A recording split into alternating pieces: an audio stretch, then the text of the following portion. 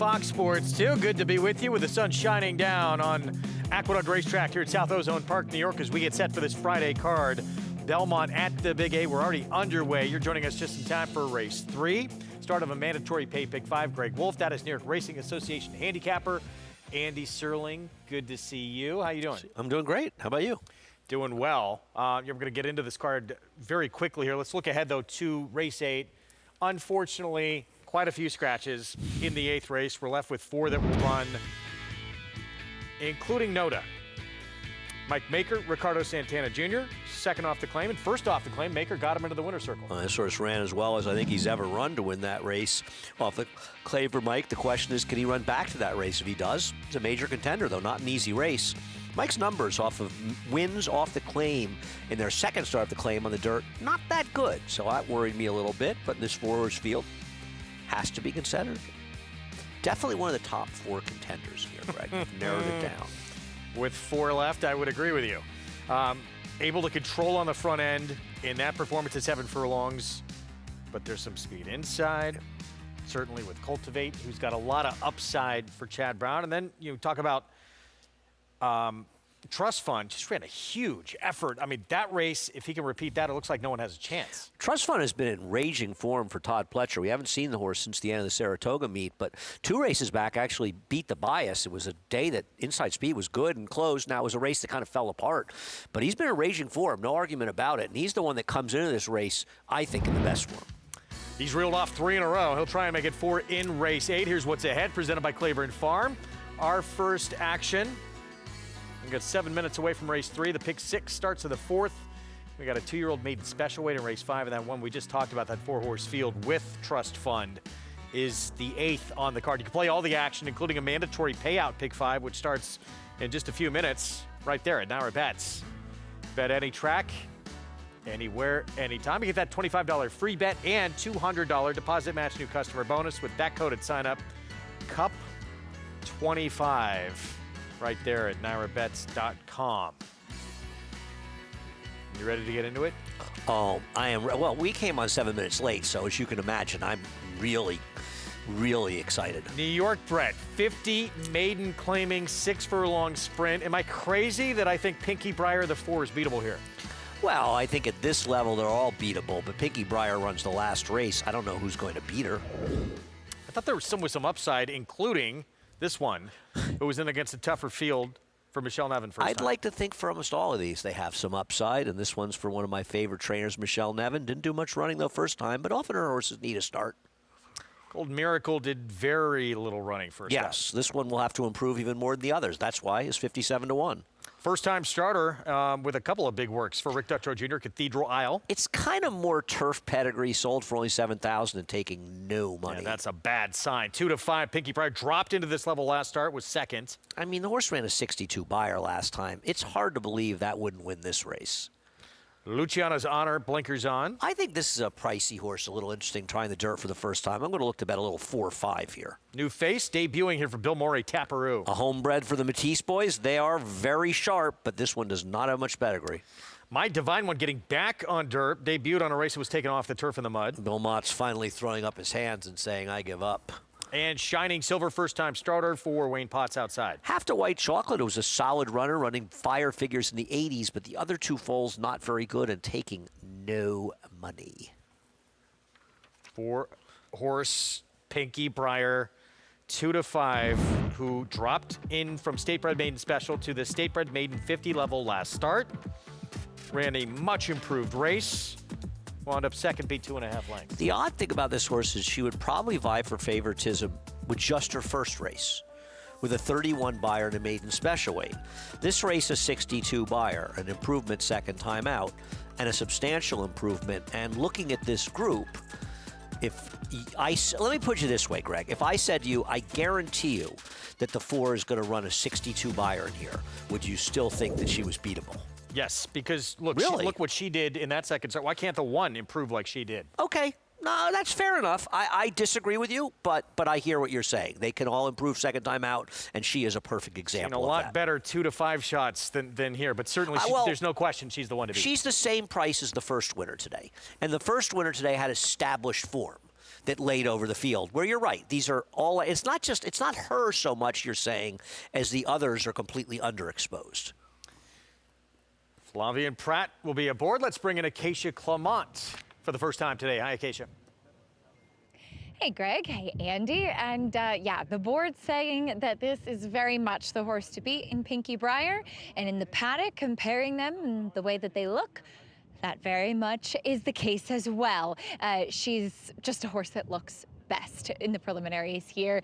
Dappled, great muscle weight, muscle mass and weight to her. She was good forward energy into the paddock. She did take a little bit of time to get going in the warm-up, but Flavien Prat has kept her moving out there on the track, and she finished second to St. Bridget's Cross, who was a heavy favorite for George Weaver last time out. So certainly a horse that I think is very much the one to beat. Now, the number 7, My Divine One, she, like the 5, Luciana's Honor, both have more dirt pedigrees. However, My Divine One did actually debut on the dirt when that race came off the turf, and she took a ton of money that day. I think in large part because of the pedigree, and she really didn't do much running at all. She goes back to the main track today, and I was wondering if with the drop in class plus some racing under her belt, she might have moved forward. And unfortunately, she just really hasn't gone on with racing. And I think in large part why she was running on the grass is because she's such a lightly framed filly. There's not much in her hind end. She wears a breastplate to keep the saddle in place because she's very narrow. She doesn't have that proverbial turf hoof, but I think just in the way her physicality is put together, she might have an easier time of it pushing off on the grass. Now, she certainly gets much softer company to deal with today. And out of Catherine the Wise, who's a very good dirt horse. Sibling was a 3-time Dirt Route winner as well. I wish I'd just seen her continue to strengthen, but maybe the drop in class will help her. And she certainly, again, does have pedigree to say that she should be able to handle this surface. The number 1, Starship Lizzie, I agree with Greg, I thought could take a step forward as well. She did finish 4th as she was bumped off slow on debut. She looked like she was kind of climbing and uncomfortable early, and then she was lugging in late. And I noticed even watching her OBS June 2-year-old sales workout, she was lugging in that workout too. So that's something that she has the tendency to do. There's no any particular equipment, nothing like that. She has a snaffle, pretty much the softest type of bit that you'll see. So no equipment that would lend you to believe they're trying to avoid the lugging out, maybe, or lugging in, I should say. Maybe it will be experience more than anything. I do wish that she looked a little bit more fit and stronger, having had a start under her belt, but she was so green and inexperienced first time. There could be a step forward with the drop. Finally, first time starter Taparu, as Andy touched on, not much pedigree. First foal out of an unraced mare. And the second did win a couple times on the dirt, though more of a claiming type. She's a big, good-looking filly, though. By Tapature, she was a little bit spicy when Ruben Silvera first asked her to go off into the warm-up, but then she did level herself well. A little bit vocal back in the paddock, but nothing really naughty. There's definitely some size and substance to her, and for very sharp connections. Intrigued to see what she will do. Maybe she just debuts in the right spot and has the least excuses of anybody else that has raced before, Greg. All right, Acacia, thank you. 2-5, continuing here on Pinky Briar. The 4 is this now 1-4, massive favorite. But let's look at some of the others in this spot. And 1 trying dirt for the first time. Here's the 5, Luciana's Honor. This one for Mark Hennig. Now, maybe Mark ran this horse in the turf because she didn't show him anything in the morning in the dirt, in which case that's a bad sign. On the other hand, the pedigree really leans more to the dirt, so I thought this horse could be interesting in here. So I played a little 4-5, a slight reverse, but a 4-5 exacta. I noticed the 6, Taparu, took some money, and the Matisse gang not afraid to bet. No question about it, and they really are some of the sharper players in the game, both Paul and Duke, and really the whole crew. So that horse taking a little bit of money, but man, there's really no pedigree, though. I'm a Bill Morey fan, the trainer. Well, see what happens if this race is a foregone conclusion or not.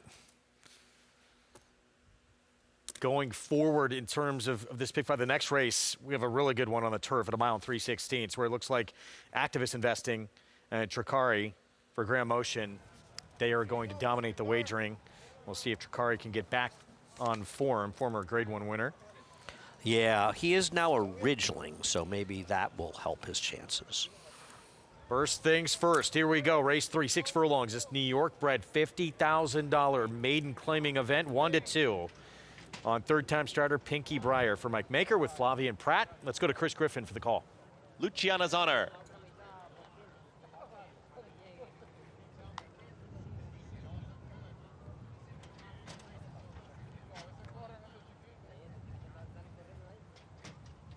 Taparoo.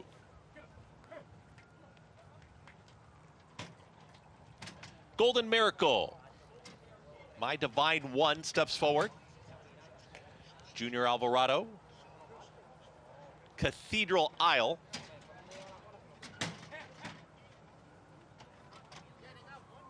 Next in will be Pinky Briar.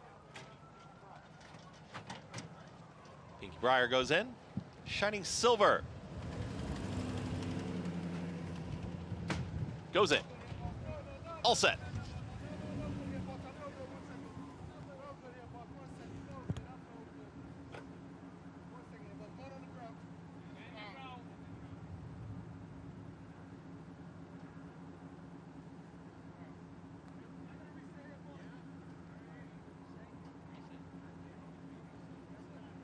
Looks like movement towards the outside. Looks like Taparoo, rider off Purple Silks there.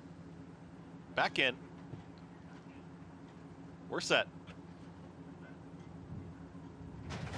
And they're off. Bad stumble there in between horses. Couldn't quite see who it was. Might have been Pinky Briar, but does move quickly. And here comes Pinky Briar up to the front. Starship Lizzie is at the rail, is challenging, is only a neck back in second. Here comes Shining Silver towards the outside as the gray in third. Just behind them, Golden Miracle. Big gap already. 4 lengths back to Cathedral Isle is joined in tandem by My Divine One. The 2 at the back, that's Taparoo, and Luciana's Honor is the trailer. Pinky Briar has company towards the inside. Less than 4 furlongs to travel, and challenging is Starship Lizzie. Perfect trip here for a big long shot in Shining Silver. Also the tandem, here comes My Divine One with Cathedral Isle. They travel as a pair. It's a cleaner run here for My Divine One as Pinky Briar's got plenty of company at 2-5. Is only a neck in front, and a big long shot is chasing and Shining Silver towards the outside. Starship Lizzie down to the inside, but now this leader starts to edge away, and Pinky Briar is opening up on this field. Flavien Prat says go, and opening up with ease. Look at this, 6, 7 widening lengths inside the final furlong. Going to be a short price, but a dominating victory. A 16th left to go. Pinky Briar, leaving no doubt, wins this one by open lengths. Pinky Briar wins this one easily. My Divine One will hold second. Then came a photo. Give it to Cathedral Isle and Starship Lizzie. 1 minute 11.38 seconds. Kendrick Carmouche tried to take it to this favorite on Starship Lizzie early. Pinky Briar, that was just going so easy, and then pulls away for an convincing victory. Start number 3. I think this is winning like a 4-5 shot should. I don't know if we can get the head on the start. 2-5. I think my 5 horse had a bad stumble at the start and actually narrowly missed third. Probably would have been second or third, but this was a no doubt about it winner, Pinky Briar. I think maybe even improved the 62 buyer, or maybe it's just the competition. Could barely run a 40 buyer. Long way back. Let's take a look at the 7. 5. My Divine One. Let's look back to the break. Yeah, this was a bad start for the 5, as you're about to see. She's going to dip down and then be steadied back up. As you see, she kind of went down. She didn't go to her nose, but it clearly cost her second or third. No question about it. Nothing Javier could do. 2-5 favorite. Starts off this mandatory pay pick. 5, easy as could be. Mike Maker, Flavien Prat, and is it anytime you get one like this, nice to not have to sweat one out. Yeah, this was one that, well, it's interesting. I mean, up until the top of the stretch, the race was very competitive. You know, the whole field was kind of coming the top of the stretch, but as it turned out. 4-7-3-1. Here in the third. We're going to take a timeout. We have company joining us after the break, and we'll talk more about what's ahead on championship weekend for Joel Rosario. Some big mounts coming up for Amanda's 116 Breeders' Cup event. Stay with us.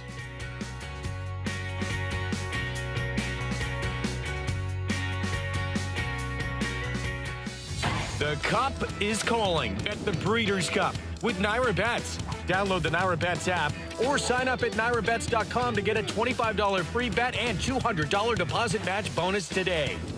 Watch live horse racing, get expert picks, and boost your bankroll with lucrative promotions. Play the Breeders' Cup World Championship with Naira Bets. New players sign up now to claim your $25 free bet and $200 deposit match only with Naira Bets.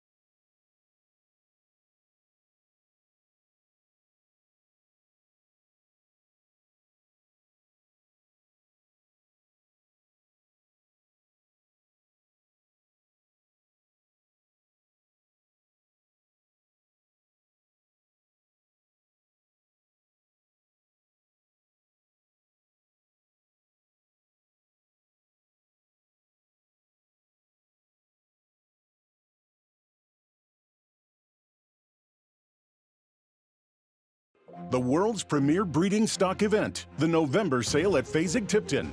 In August, Velocity scored a breakthrough victory in the Grade 1 Del Mar Oaks over a talented field of graded winners, including Thought Process, Will Then, and Forense Flavor. Lush Lips, Thought Process, Velocity won it! It was her third win in her last 4 starts, a showing that included an incredible closing kick to break her maiden at Santa Anita for her owner Eclipse Thoroughbred Partners and trainer Michael McCarthy. Austin Rose or Velocity, photo finish! A daughter of the champion Nyquist, Velocity is a half-sister to stakes-placed Open Road, out of a half-sister to the Grade 1 placed runner Fun. Her historic female family features the mighty Man o' War and Triple Crown winner Assault, with contemporary runners including champion National Treasure and Travers Stakes winner Golden Ticket. Grade 1 winner Velocity selling this November with Blue Water Sales. Back with you on our Friday coverage here on Fox Sports 2. You're watching America's Day at the Races, brought to you in part by legendary Claiborne Farm. 100 years of doing the usual, unusually well. Race 4 we will get to coming up. Before we do, joining us on set, trainer Ray Handel. Good to see you. We spent some time with you this summer as well. Yes, good to be back. Thanks for having me. Good to have you. And we'll get into it a little bit later, but you have your first Breeders' Cup runner coming up. Yeah, it's really exciting. So looking forward to it. Can't wait, man. So. That'll be, here's Johnny in the Breeders' Cup Juvenile Turf. We can preview that a little bit later. Pinky Briar, the public was right. I was wrong. This was a single. Well, I don't know if you were wrong. I mean, I don't think you took a big stand against the horse. You were just making a valid point that a lot of second-time star and lightly raced horses could improve. They didn't. No, they did not. And Pinky Briar ran the race and won off like the 2-to-5 shot that she was. $2.96 for the win. Graduates, career start number 3. Let's move on to race 4. It starts the pick 6. Mile and 3/16 on the turf. Allowance optional. Claiming field and activist investing. Chad Brown, Klarovich, Flavien Prat opens the 6-5 favorite, despite Tricari taking a big drop next door. Well, I mean, Tricari is the one who has the accomplishments, won last year's Belmont Derby, though it wasn't the strongest field. He's been tailing off, but this is something you can probably address more than us, Ray. I mean, I guess Keisha was talking about how Ray Hanna was saying he had an issue with the testicle. He's now a ridgeling, so perhaps that'll help him run better. Yeah, Graham Motion was saying. Graham Motion. Oh, Who did yeah, I say? yeah. Ray Hanna. You said Ray Hanna. It's a good horse. You don't have it. I was like, I don't know what you're referencing, but yeah, that can always make a difference. I think that today they're just trying to figure out where they can go with him. He's been a little bit out of form, so just trying to rekindle that maybe that magic that he had when he won here at a year ago when he won the Belmont Derby. The Belmont Derby. It was the Belmont at the Big A Derby, actually. I think they should have Still renamed it for a ran year. some incredibly fast races last year relative to this field.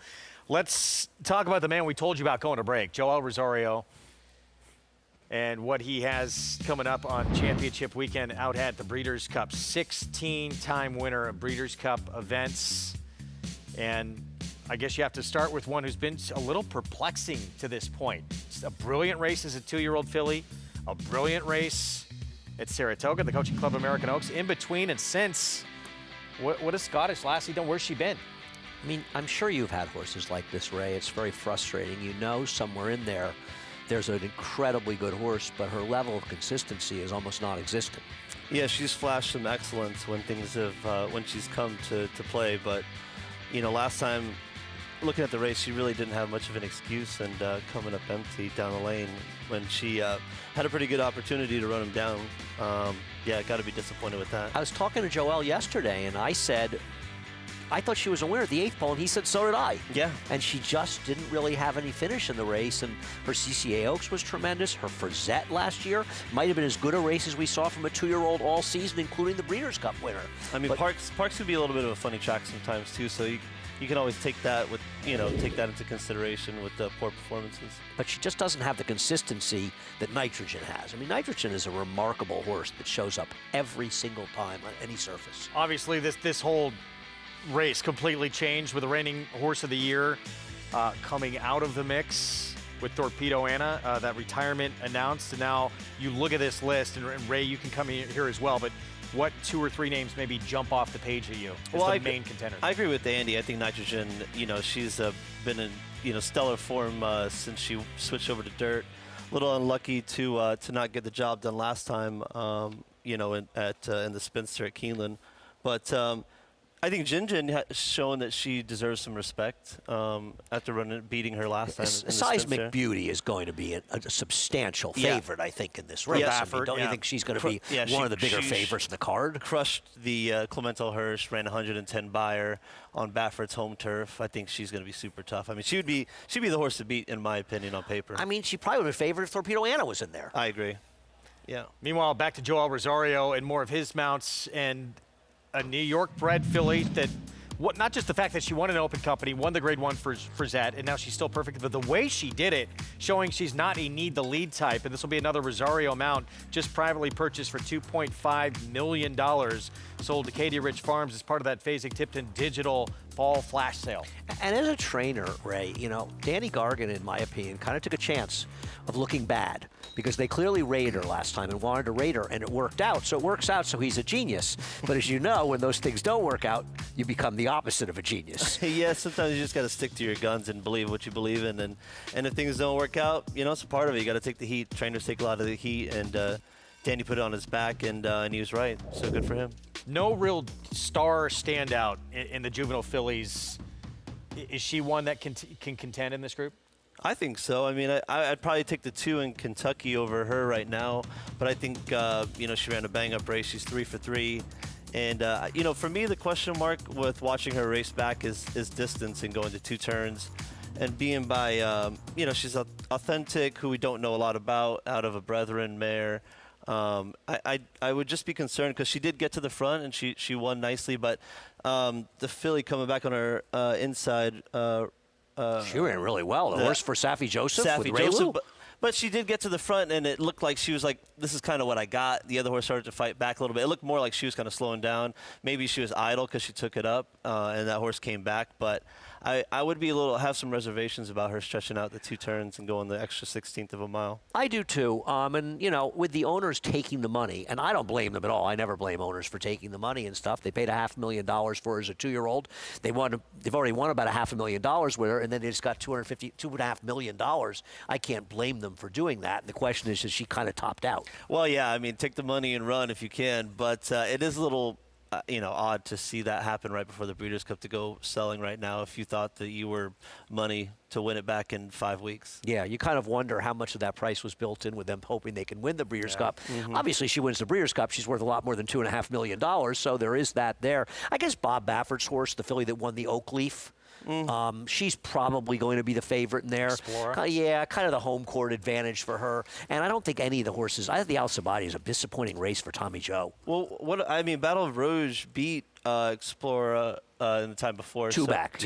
Well, but she hasn't run back since the race. I don't think she just won the Del Mar Debutante and and she's running straight into it. Yes. So. Thank you in the booth for wrapping this up.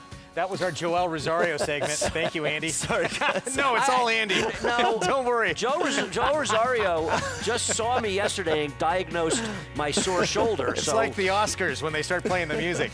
We're going to take a timeout. Pick 6 when we come back.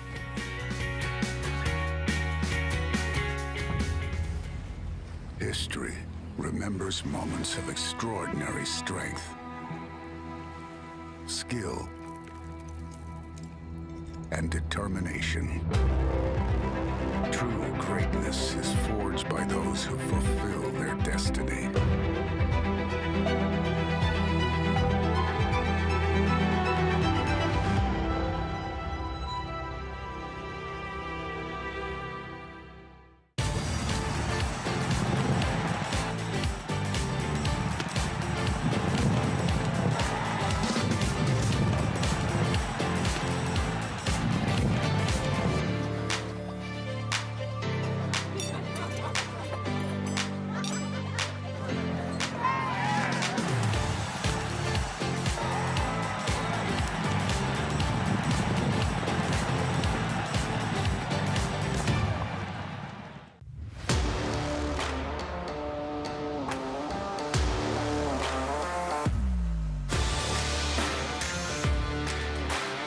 The lead belongs to Epic Ride. He is showing them a clean pair of heels.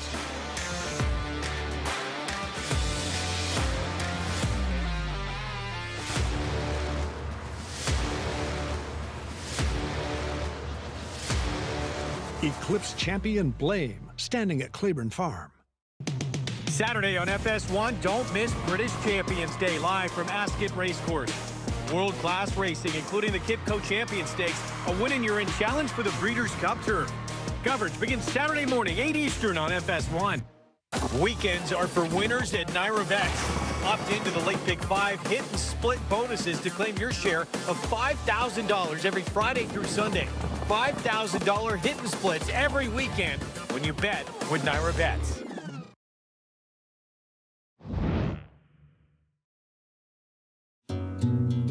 Jockey Manny Franco has been no stranger to the winner's circle in his career. Even with over 2,000 wins, including multiple Grade 1s, he continues to stay motivated to be the very best in the game. I'm hungry. I want to win races. That's what I'm here for. Family has always been a driving force for Franco. From his first trip to the track, to jockey school, and coming to the United States, Manny's bond with his father has been a key component to his success. I was about 14 years old. My dad took me to the track every Sunday in Puerto Rico. Saw those animals running, and I just fall in love with the sport. Throughout his career, Franco has found support from fellow Puerto Rican riders Irad and Jose Ortiz, as well as Hall of Famer John Velasquez. Coming from Puerto Rico, coming from the same school, you have to be very proud, and although we compete with one another, but you have to be proud to what they've done and to have the talent. There's no doubt that Manny has the talent to be a top rider in the whole country. It is going to be a photo finish, and I think it was Discreet Lover. Schering takes the lead. Late move from Dye. Back to third is Sweet Melania. Sharing and Manny Franco have won. And he's gonna do it, Manny Franco, in the Grade 1 Joe Hurst Turf Classic. But it is Tiz the Law, and the New York bred is gonna win New York's Belmont Stakes, the first leg of the 2020 Triple Crown. Here he is, Saratoga's hometown hero, Tiz the Law. With all his accolades, Manny is still missing that one win all jockeys want the most. Man, I want to win the Kentucky Derby so bad, man. That's the dream for any jockey, the Kentucky Derby. Manny Franco, such a huge impact on the circuit. This one he'll be riding in the race coming up, Catch a Wave, but having a tremendous meet. He's catching a wave here at Aqueduct. He's riding really, really well. And I think, in watching him ride, he's a very aggressive rider, but I really think he's improved a lot as a turf rider, Ray. Yeah, he used to be my main man back in the day, and then we just kind of drifted away. But he's a lot harder to get than he used to be back then.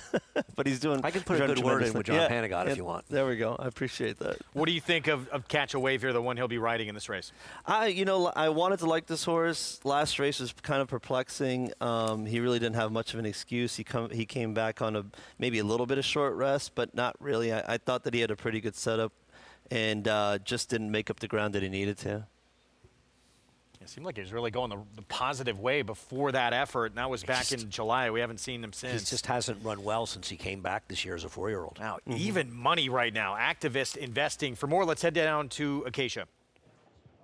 But we'll start to the outside with a horse that you guys were discussing briefly in the number 7 Trickery for Graham Motion. And yes, without getting too much into anatomy, did read a quote from Graham Motion, who said that following his last race and his disappointing effort, they removed an undescended testicle. Now, horses like that, typically known as crypt orchids, oftentimes they are still able to breed, but if it's not attended to, sometimes it can have some physical repercussions as well as mental, because horses with that can sometimes maybe have a little bit lack of focus or an increase in testosterone that you may not really be able to place as much. So Graham's saying when they did that surgery, as he is now a ridgeling, meaning he has one remaining, and again, oftentimes ridgelings are still able to go to the breeding shed, but Graham's saying that after that surgery, he's been training so much better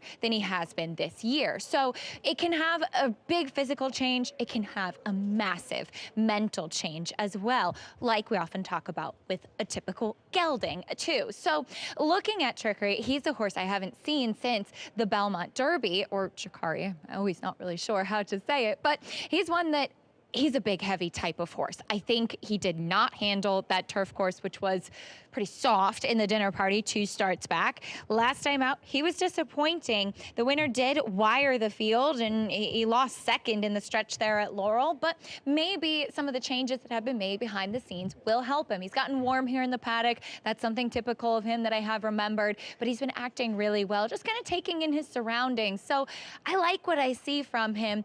We'll see if he is able to run back to some of those good races that he did have as a 3-year-old and show that he still has it in there. He certainly has shown as an affinity for the distance. The number 6 Activist Investing, he is your favorite. I thought he ran exceptionally well last time out behind Then, who was in terrific form for Phil Antonacci. And yes, he did stumble at the start. He also hit the gate pretty hard coming out too with his outside post, and still ran on, Gus being second best, but behind a good horse and with a very solid effort going the distance. 2 back ran very well behind Rhetorical, who would come out of that race to win the West Point and just won a Grade 1 at Keeneland a couple of weeks ago. So I think he's been flattered by the company. He's shown an affinity for the distance. He's also back to kind of his bright and sharp self that he typically is. He was much quieter last time. I thought he still ran well, but I like what I see from his demeanor here in the paddock today. The number 2, Vesting, he was able to wire the field pretty comfortably back in June. 2 starts back, he ran okay, and then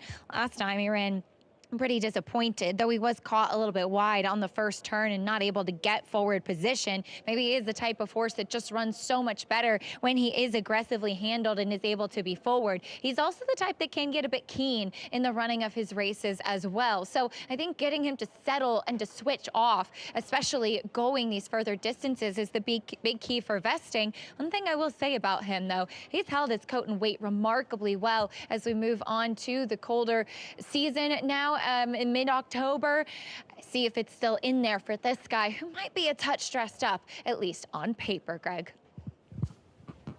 Riders up, even money on Activist Investing. Flavien Prat getting a leg up right there in those Silks Zaklarovich stables for Chad Brown. Short price, but I heard someone on the handicapping show earlier today saying basically this horse could not lose. Tricari obviously, and perhaps be better as originally can beat him if he can find that form. But on recent form, Active Investing lays over him, in my opinion. Here is Dear Dad, Mark Casse trains Ricardo Santana Jr. Feels like the lesser of the Casse horses should be forward. One that Acacia was just touching on for Mike Maker, Vesting. Yeah, he's been keen in his last few races. He'll have to work out a trip behind the speeds today, I think.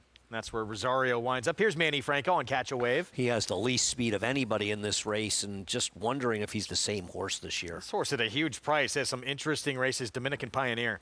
Yeah, he's going to have to run his best, and a lot of horses not run theirs. Strong quality, Dylan Davis from Mark Casse. Well, he's a speed horse. A mile and 3/16 may be stretching it for him. Short price on the Chad Brown runner, Activist Investing.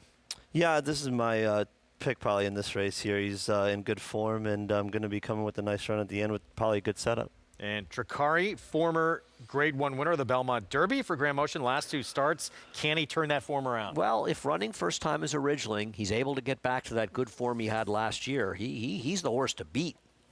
Maybe not the 6, but his form this year has just been disappointing. While Active Investing is a horse that's kind of an interesting horse. When he broke his maiden as a 2-year-old, he ran an exceptional race. This was his 3rd career start.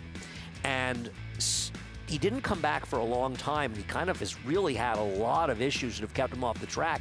But he's finally starting to put races together, and I think finally getting a chance to show what he can do. He actually got a little bit blind swished in the stretch in this race. Actually, that's the horse behind him. I'm sorry, the other half of the entry. And he came running behind then. He had a little early trouble. Well, I mean, then looked like he was headed to stake races. I think something's gone wrong. We haven't seen him since then. But he ran second to a very promising horse, and Acacia was talking about it, and I agree. Second behind Rhetorical, who won the West Point, won a Grade 1 at Keeneland. He's kept good company. He's just a good horse that's finally probably finding the right field. I will say that I think then got first run on him last time in that race, and you could see, and I noticed he wears blinkers, and Chad doesn't usually put blinkers on unless they really need them, in my experience. He got first run on him, and he was coming on, and you could see him really extending his stride, and when he saw he wasn't going to get to then about the 8th pole, you could see in my eye, visually, he just let off the gas pedal a little bit. So I wonder if a horse in a dogfight might not want to have this guy here, but, we'll have to see. I think a lot of it really depends on what Tricari does, because if Tricari can find that once good form, he's a really formidable foe, to say the least, for this horse. If he doesn't, then Active Investing may have this field at his mercy. Let's take a look at Tricari in action. Here he is. 3-1 right now. John Velasquez will be aboard for Grand Motion. And no question, he's tailed off his last couple of starts. Let's go back to the good Tricari. Last year, Grade 1 win in the Belmont Derby. Yeah, I mean, this performance here absolutely smokes this field. But it's been a while since he's had that good form. I beat White Palomino, was okay. Legend of Time was overrated, but he wasn't a bad Godolphin form. He came back. He ran well in the Secretariat, getting a similar figure. I mean, even finishing 4th, beaten just over length by Johannes. I mean, Johannes is one of the best American turf horses when he's on top of his game. I mean, he moved forward out of that race. Those next couple starts were much stronger, weren't they? I didn't mind his I didn't mind his Maker's Mark, really. I mean, I know he got beat a good long way to Carl Spackler, but he was really running down the lane. And he ran Integration, ran second in there, and he was really running to him as well. He's raced 2 back. That was a boggy course. I mean, one of the most. I think if they were going to give a Clip Award for the most disgraceful move of all time over the year, it would be labeling the turf courses good on Preakness Day when they were clearly they weren't even good. It was a bog, and so he didn't handle that course. His last race really bothers me. He had a great setup that day. I thought he got a great trip. You know, he had all the opportunity to pull out and make a move, and he was just flat down the lane and you know, never picked his feet up, really. It does say in the comments, Washi, you know, they have done the procedure to make him a Ridgeling now, and that could get him back to his good races, which make him a real threat to the favorite. And I think, Ray, by the time we get closer to post, you're going to see these two horses closer in price. Yeah, absolutely. For a moment, he dipped down to 4 to 5. That's getting a little crazy, isn't it? I thought the morning line maker had him too high, make him the favorite, and I had made that comment earlier. I didn't think it was going to be that substantial a difference. It is the Chad Brown factor a little bit, though. Yeah, Flavian Pratt, Chad Brown, those silks, those are going to always take a lot of attention. Here is Dear Dad, Mark Casse, Ricardo Santana Jr., and you have some pace from the inside, and one who does come in with some sharp form. He does, but doesn't the 4 Dominican Pioneer have speed? And yes. I can't imagine that Strong Quality, you know, it's the same trainer, but I don't think that horse is going to be rated. I don't understand. Well, I would be surprised. I couldn't imagine that Mark's going to let both these guys go on, and the one is going to be the speed breaking from the inside with Ricardo. So you would imagine he's going to be setting the tone. I couldn't imagine the 4-horse taking a hold here. I mean, with the ship-in jock, he's fast. He's got a guy that's from out of town. It's a speed jock. So I don't know what they're going to do with the 5. It'd be interesting to see what kind of trip he gets. I haven't seen Beato run here since he was here riding a lot of horses for Paulo Lobo here a number of winters ago. He had a bunch of horses here in the winter, and I think Beato was his go-to guy. He rode one horse for me, I think, at like Meadowlands or somewhere, maybe Penn National or Parks. It might have been the worst ride I've ever had in my life. Really? It was terrible. Okay. So Ray's not a fan of Well, it might be simplified for him here. Just get to the front. Right. Yeah. Let's go back to Acacia. Yeah, it will be interesting. And just as far as Dominican Pioneer is concerned, he does have some real class questions to answer here, but this horse is massive. I can really understand, looking at him, why they're stretching him out in distance today. He towers above the lead pony that he's accompanied with, who is not a small horse, and he's been very sharp throughout. I do think that he's going to be the speed, and like I said, I don't know if he's good enough, but I can see it as far as why they are stretching him out. He was actually that favorite off of a layoff at Kentucky Downs last time out. As far as the 5 Strong Quality, 1 of 2 for Mark Casse, both of his horses have kind of been hustled out to the lead in their most recent starts. I have always felt with Strong Quality, and he has tried going long before, that he's better kind of from a mile to a mile and an eighth. So I'm not sold that this is necessarily the best distance for him, but I have to say, this is probably one of the best times that I've seen him altogether. He is one that can get pretty hot prior to his races, that can get a little bit wound up. They did geld him this summer, and it has made a big difference. He is so much more settled, which I appreciate, that kind of more quiet demeanor, as he will try to stretch out again, not expending so much energy before the race begins. Just wondering if he's going to get to do his preferred running style, which is using that speed. Greg? See what happens early on in this race. No question the 4 game plan to go to the front. And then you have Dear Dad, and Ricardo Santana Jr. never takes speed away from his horses. And as Ray mentioned with the inside post, you got to go, right? Yeah, he has to go here today. I just don't know if he's good enough, but he's certainly been in good form and runs consistent numbers every time. I just don't know if it's going to be quite good enough to get the job done here, especially because he's going to get contested. There's just no way he's going to get an easy lead. Now, the first quarter is always funny in these races, and sometimes people say, oh, they went pretty fast. It is all down a straightaway. So, you know, a 23-2 first quarter race like this is almost like a 24 and change quarter in a mile and 16th race rate that turns so fast. Yeah, absolutely. Yeah, it's a long run up, so there's a lot of figuring out what they're going to do, and they can't go a bit quicker and still be okay. Activist Investing for a moment had dipped down to odds on at 4 to 5, was hovering around even money most of the wagering.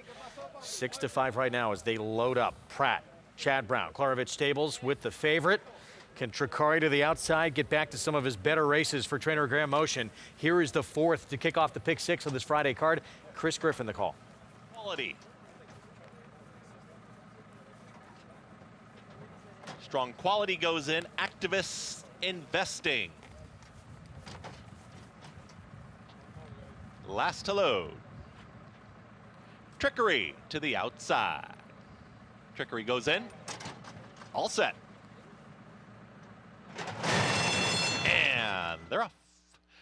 Trickery from the outside. Nobody really wants the front, though. Here's Dominican Pioneer in between horses. Now will assert, and there's Dear Dad at the rails. Of the top two, Dominican Pioneer. Inoue Biedo is now ahead in front of Dear Dad, who now gets a little keen. Is going to take back for Santana as they move towards that turn. Alone up front, Dominican Pioneer is now clear, is up by a length and a half. Here's Strong Quality. Dylan Davis towards the outside will be a close-up and challenging second to the outside of Dear Dad, who's back to third. Another 2.5. Back to the rail riding Vesting, who's comfortable and all alone in fourth. Just behind them, Trickery is now in front of the two trailers. That's Catch a Wave with Activists Investing. They work to the backstretch. 23.47 was the opening quarter mile, and they're chasing the big long shot in Dominican Pioneer. 47 seconds flat, the posted half-mile time.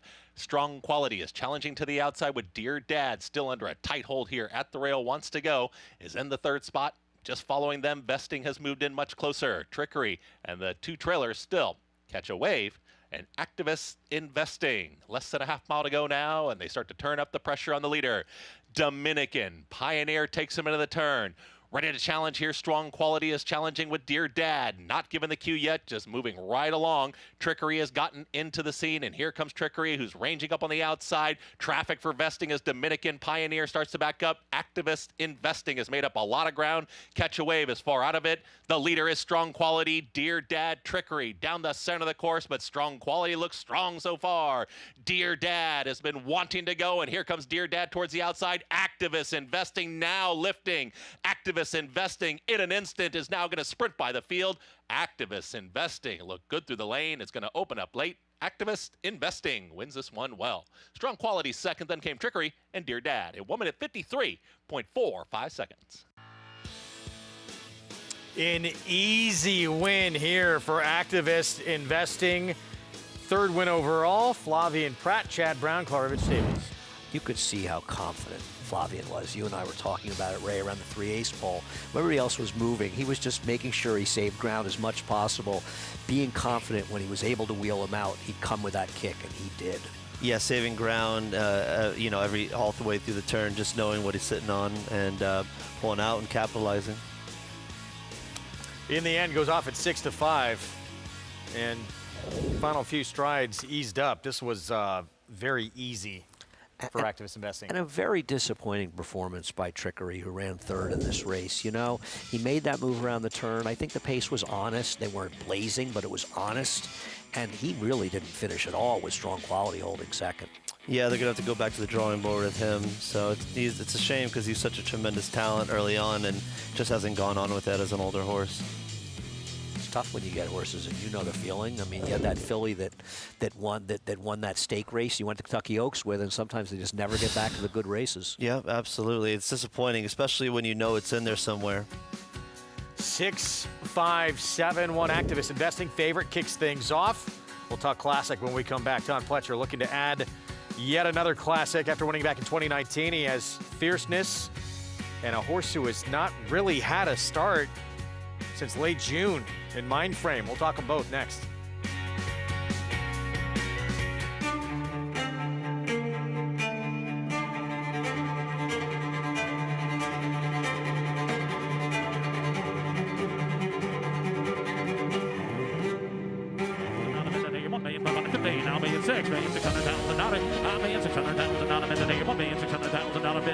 Now 650. $1,650,000 not anybody else won. $650,000 bid today. $1,650,000 $1,600,000. Thank you.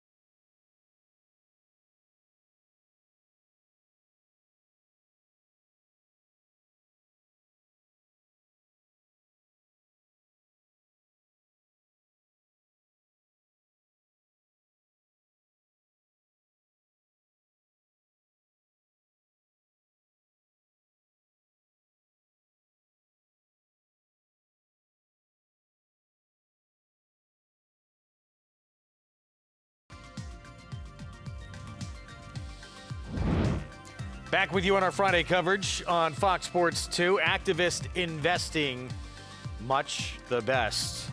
To start off this pick six and win at 6-5 with Pratt for Chad Brown and Klarovich Stables. Winning like less than a 6-5 shot should in this race. And I just think it's interesting how confident Pratt was. And I guess he just knew what he had under him. Yeah, it ended up being like a paid workout at the end of the day here. He was much the best. We were just talking about whether or not he would come back, perhaps in the Red Smith, which I believe is in 4 weeks. As the turf season winds down, I don't know. He ran for about a 16th of a mile in this race, maybe an 1/8 of a mile. If it were my horse, I'd be absolutely giving you the green light there. Standing by with next week he'd be running. Reigning Eclipse Award winning rider. Let's go to Acacia. Here with Flavien Pratt, who's already won a couple races on the card here, but Activist Investing, Flavien, you could kind of see how much confidence you had in this horse that he would come rolling, and he certainly did in time. Yeah, definitely. No, he gave me a good run when it was time to make a move, so yeah, pleased with his run. He seems like the type of horse, I know he wears those blinkers, and he kind of turns his head a little bit, takes a little bit of time to get going and get that stride started. It's fast once he gets going, but maybe a few strides to get going? Yeah, exactly, and I think he really appreciated that outer turf here, you know, with those big, long, sweeping turn, and yeah, so yeah, it was a good run today. And it certainly was, and as I mentioned, a couple of wins on the card here for you. And how nice is it to be on favorites? Of course, I think it's a dream for every jockey, but to have confidence in the horse and knowing that they're going to be there for you when called upon. Yeah, no, I'm very grateful. I ride for a great trainer, and horses are always in the right spot, and it's just my job to guide him in the right direction. You're always in the right spot too, it seems. Well done, congratulations. Thank you, Agasha. Greg? First ever Eclipse Award last year, and he's in pole position to go back-to-back. He takes it all in stride, doesn't he? He's the top of his game. Yeah, such a good rider. And a great dude, too. Yeah. We move on. Late pick 5 starts in this 5th race. 1-turn mile in this maiden special weight for 2-year-olds. And right now, it is a very expensive first-time starter. The man we just saw win will be aboard for Chad Brown. $1.9 million son of Gunrunner, Paladin. They like the Gunrunners. Yeah, very Sierra Leone looking kind of Gunrunner by $1.9 million. Word on this horse? I have no idea. I mean, I haven't asked Chad Brown about them all. I was just thinking how Sierra Leone, he debuted a mile here right around the same time of the year. Yeah, very Sierra Leone. That's what I wrote down in my notes. Very Sierra Leone looking fall debut, big dollar sign. It probably was like this race. And it was a little bit later. It was like right at the end of the or the beginning of November. He ran back in the Remsen. That's the only reason. It may have been Breeders' Cup weekend. I think it was. I think it was November, the first week in November. But yeah, very similar looking. Not easy to win at a mile first time out. We'll see if this expensive son of Gunrunner can overcome that. Let's talk Breeders' Cup Classic as we tease going to break, and who is going to line up. And Highland Falls not running. Not running. Locked is locked in on the Classic. Seems like they're leaning here, not Breeders' Cup Dirt Mile. So Todd Pletcher, he's going to have quite a few. Let's start with Fierceness, runner-up in last year's Breeders' Cup Classic. All his contenders, by the way, working at Saratoga earlier today. Yeah, he looked great in this race. I mean, if he can bring his bring this performance to the Breeders' Cup Classic, I think he's a major player. He's a Jekyll and Hyde, right? When he and more often he's the good one. When he runs a good race, I've always felt he was the best horse of his crop. If he runs his best race, the most talented. The problem is he's a horse that, if things just go a little bit wrong, he reminds me a little bit of Tonner and Serve in that regard. Only think he's more talented. Honestly, I don't know. This race he had a lot of adversity, I thought, in my opinion. At the gates open, for him, a lot of adversity. Well, he shifted in. He almost tried to jump over the portable rail for a little, like the first couple strides. Then he was in amongst horses, and you could tell he didn't like being there. And then Johnny asked him to split horses and come through at the half-mile pole. I mean, he was just there for him the entire race. No, I agree. I disagree. He overcame a lot. I think he overcame a lot for him. I mean, I think he's just a horse that in the past, like you're saying, when those things happen, he's thrown the towel in, and he didn't do it, and that's a great sign for him. I'll tell you what, it's going to be very interesting to see if they run the pacemaker. Because if they run the pacemaker, that horse is obviously going to set a fair pace and make it a more even playing field. If not, then Fierceness may have an almost insurmountable edge. But just to controlling with that speed. pacemaker, too, that they ran, he didn't get to the lead at first. And then he sort of ran up and ran by Fierceness. Did that kind of set him off a little bit, do you feel? I don't know. You know, they can say what they want, maybe. I don't know.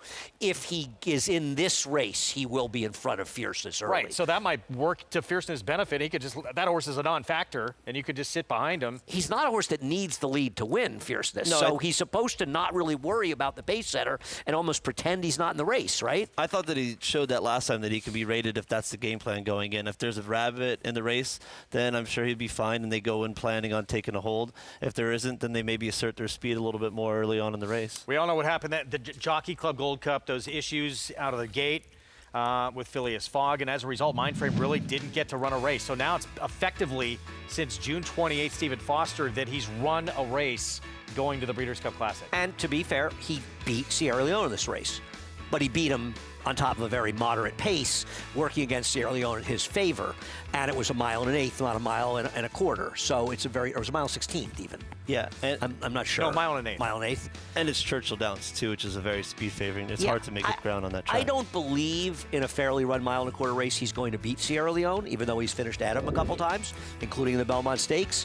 But I think considering nobody ended up getting hurt, thankfully, in the Jockey Club, the worst thing was never getting to see the race materialize that we were looking forward to, especially involving Mindframe, who's such a cool horse. He is a really cool horse, and I thought it was like, I'm on the same page with you. It was supposed to be like, okay, now we're going to see who's like leading this division, and then it was just like, poof, disaster from the first couple jumps. But I'll tell you something. I think all of us are falling asleep a little bit on Antiquarian, who won the race. I don't know that he's as good as the best horses on their best days, but he is an improving horse for Todd Pletcher. And it's not like he ran a bad race, the Jockey Club. I don't think he was beating Sierra Leone in a fairly run race, but he still ran very well. You're not a fan, Greg? I don't put him in the class of these horses. I don't know. He ran 108 Beyer in that race, and he's lightly raced. I think he's only ran like 8 or 9 times. So I mean, he certainly has the the room for improvement and racing and getting better. Earlier this morning, this was sort of the last big kind of push work for these 4 horses for Pletcher for the Classic. They're going to have another work next week, but this was the heavy lifting, and then it's off to Del Mar. You took your jet up to Saratoga to see the works, right? Then you flew back in. You flew over the A-train. The Naira jet was unavailable, unfortunately. Yeah, I wasn't able to make it. Otherwise, I would have been I was using it, actually, to get from Manhattan down here. Apparently, Mindframe working sensational. Fierceness apparently worked also very, very well with Antiquarian. They're all good Johnny horses. V at a somewhat advanced age, still at the top of his game. Speaking of fierceness. Child compared to me. We'll talk more Johnny V, who has more work to do on today's card when we come back.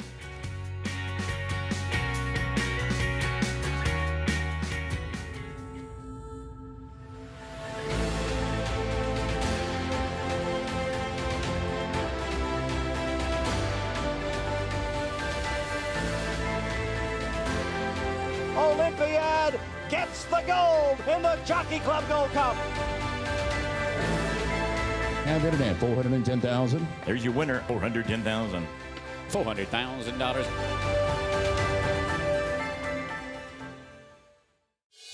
The Cup is calling at the Breeders' Cup with Naira Bets. Download the Naira Bets app or sign up at nairabets.com to get a $25 free bet and $200 deposit match bonus today. Watch live horse racing, get expert picks, and boost your bankroll with lucrative promotions. Play the Breeders' Cup World Championship with Naira Bets. New players sign up now to claim your $25 free bet and $200 deposit match only with Naira Bets. He possessed such natural athleticism. It is Golden Pal winning the Juvenile Turf Sprint. He's very, very agile and quick. Golden Pal has repelled the challenges. Each and every race, he just got better and better. Golden Pal broke like a rocket. Golden Pal, wire to wire. He's a very confident horse. Golden Pal, the lead is out to 5 lengths in deep stretch. He's just got a brilliant mind. They're all behind Golden Pal. I'm going to be breeding everything I have to him. Zacchio, Flatterer, Flat Top, McDynamo, Goodnight Shirt, Snap Decision, legends that have defined steeplechasing's finest hour. For over a century, the Far Hills Race Meeting has set the gold standard for racing. On October 18th, the tradition continues at Moreland Farm. Come be a part of the pageantry, beauty, and excitement of Steeplechase Racing's biggest day. Tickets are available now at farhillsrace.org. The world's premier breeding stock event, the November sale at Fasig-Tipton. Dorth Vader has carried sustained form from ages 2 to 5, starting with a pair of stakes wins as a juvenile. She made her bid as one of the top fillies of her class the following spring in the Grade 2 Devona Dale, defeating 2 Grade 1 winners. The winner, Dorth Vader! Runner-up in the Grade 1 Acorn Stakes, she returned this year to win the Grade 1 Ogden Phipps at Saratoga, over 3 Grade 1 winners, including Raging Sea. It will be Dorth Vader! In August, she came within a nose of Horse of the Year Torpedo Anna in the Grade 1 Personal Ensign, earning a 100 Beyer speed figure. That effort put her over $1 million in earnings for owner John Ropes and trainer George Weaver. By the rising sire Gervin, Dorth Vader's family features Kentucky Derby winner Mandaloun and Arc de Triomphe winner Blue Stocking. Grade 1 winner Dorth Vader, selling this November with Vinery Sales Agent.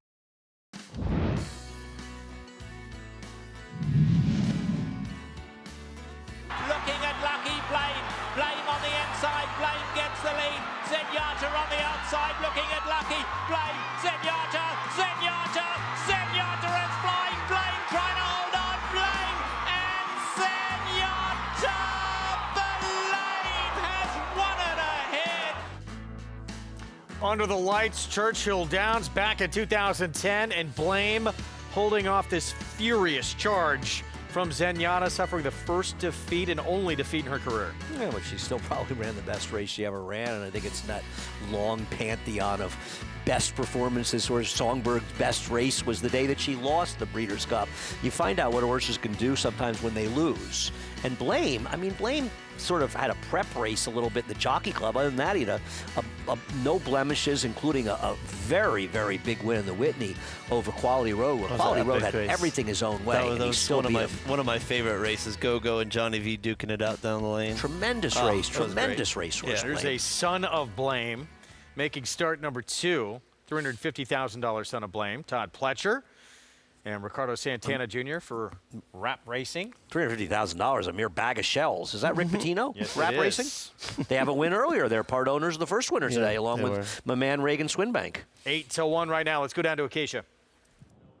And we'll start with a horse, though, who cost $1.9 million as a yearling at the Keeneland September yearling sale, and that is the number 7 Paladin, who is your current even money favorite. And this is a horse that does have certainly some pedigree. The dam was unraced, but she has a sister to Mosu Ascot, who's a Group 1 winner in Japan, second dam, multiple graded stakes winner. But the dam herself, both of her foals to race have been winless thus far, and by good stallions as well. But being a gun runner colt, that's immediately something that's going to pique people's interest, as of course there is the dream of those big classic type of dirt races, and Gun Runner's been an outstanding sire, and usually they look that way as well, and I can certainly see the appeal of this guy. He's not the biggest, but incredibly balanced, very athletic, a lot of good substance to him too. I almost wonder if after a race he will kind of tuck up just a little bit, get a little bit more refined altogether, but there's a lot of him, which I do appreciate. He was kind of screaming a little bit when he first came into the paddock, but now that they've gotten the tack on him,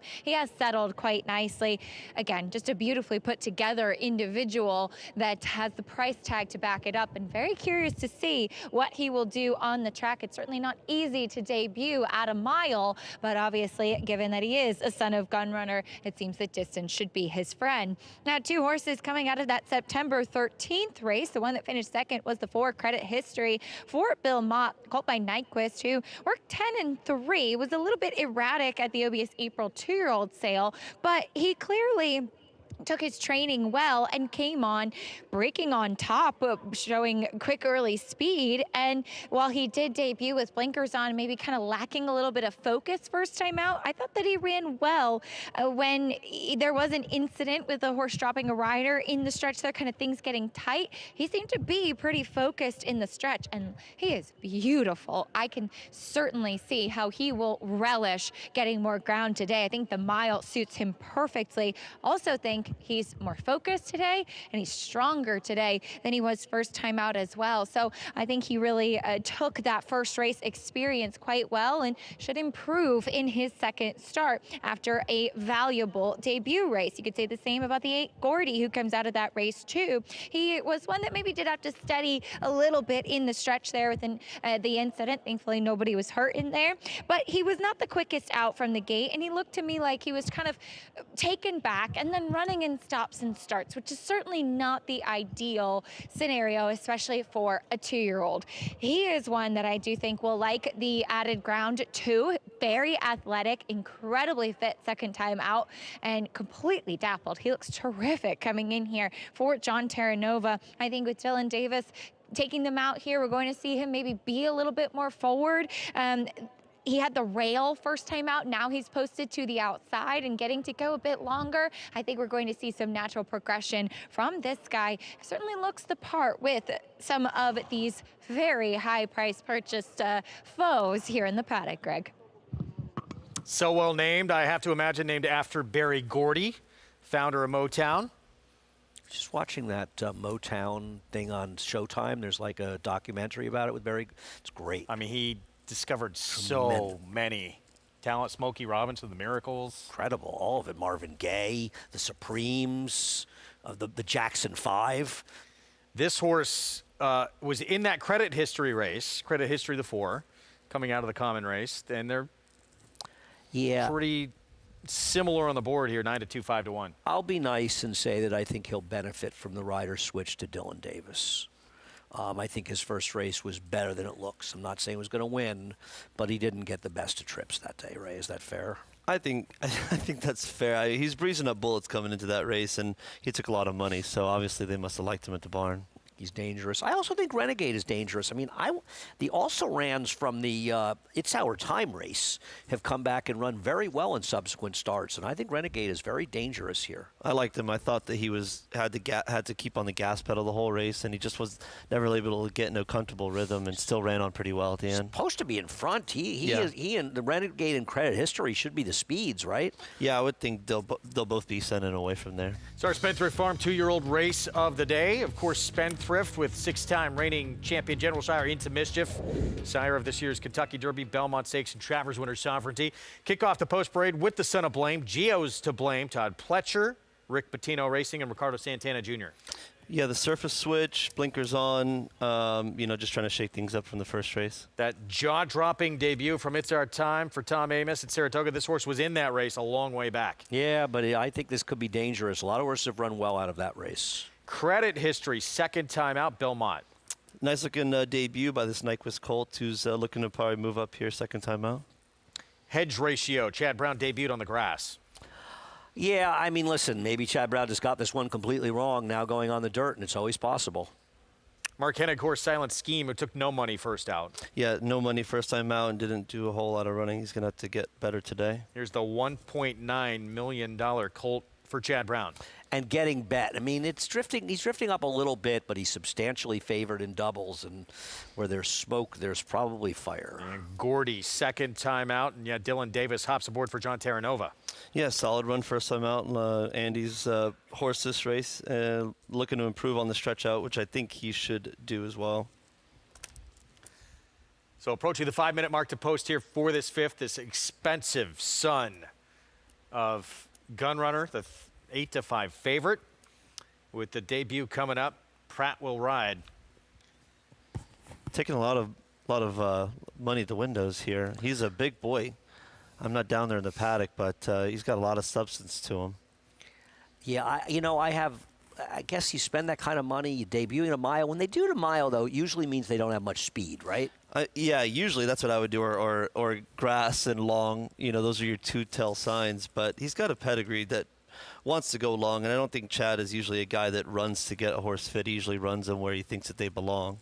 And he has had a lot of workouts into him, so. No, I mean, you want to get him started. You think about Sierra Leone, so if he can win this race, I think there's a real possibility you'll see him run back in the Remsen. Of course, that was quite a Remsen where Sierra Leone finished second to Dornoch. Yes. Yeah, he's warming up really nice. He's actually, impressing me more here, galloping over to the post, really stretching out nicely. Does he look like 1.9 million? See, to me, he looks like 1.6 million. I wouldn't say 1.9. It's out of my price point, so you're asking the wrong guy. That is quite a purchase price. Not just yours, but your owners, too. Yeah, I think if we combined everybody, we'd probably be able to get his back leg. Well, here's credit history, and has a start under the belt. Ran a distant second for Bill Mott in the debut. What do you think of that first out effort? I thought he ran very well. Got a 73 buyer first time out. I mean, we haven't really talked about him, but other than of the horse that have run, he is the most logical, whether you like him or not, isn't he? Yeah, I agree. I mean, in Nyquist, they seem to get better with racing, and I think he should appreciate the further distance. I mean, the mom was a grass sprinter, but, you know, I didn't dig into the second and third dams, but you know, I think that he should improve here with a bit more I guess you should be able to see it when you cost $1.9 million, but visually you could just see the difference between the two horses we've seen on the screen from their physicality. You know, I just count the number of legs in the tail. I leave it up to the experts. I'm not any good beyond that. He's a big, beautiful horse. Yeah. They each have 4. Well, let's go down to Acacia. Yeah, as I mentioned, the physical certainly backs up the price tag with the favorite, but I completely agree with Ray. He looked better on track, and his energy perked up a lot. He was very quiet back in the paddock for the 7 Paladin. But as far as the 2 for Todd Pletcher, the number 3 Renegade, as Andy mentioned, should be interesting getting more distance. He really kind of lived up to his name first time out, as he was kind of the outlier of what you normally see for a Todd Pletcher first-time starter at Saratoga. He was incredibly green prior to that race, which of course was won in dazzling performance by It's Our Time. But Renegade nearly took out half the crowd in the paddock, acting up really badly, was a little bit better once they got the tack on.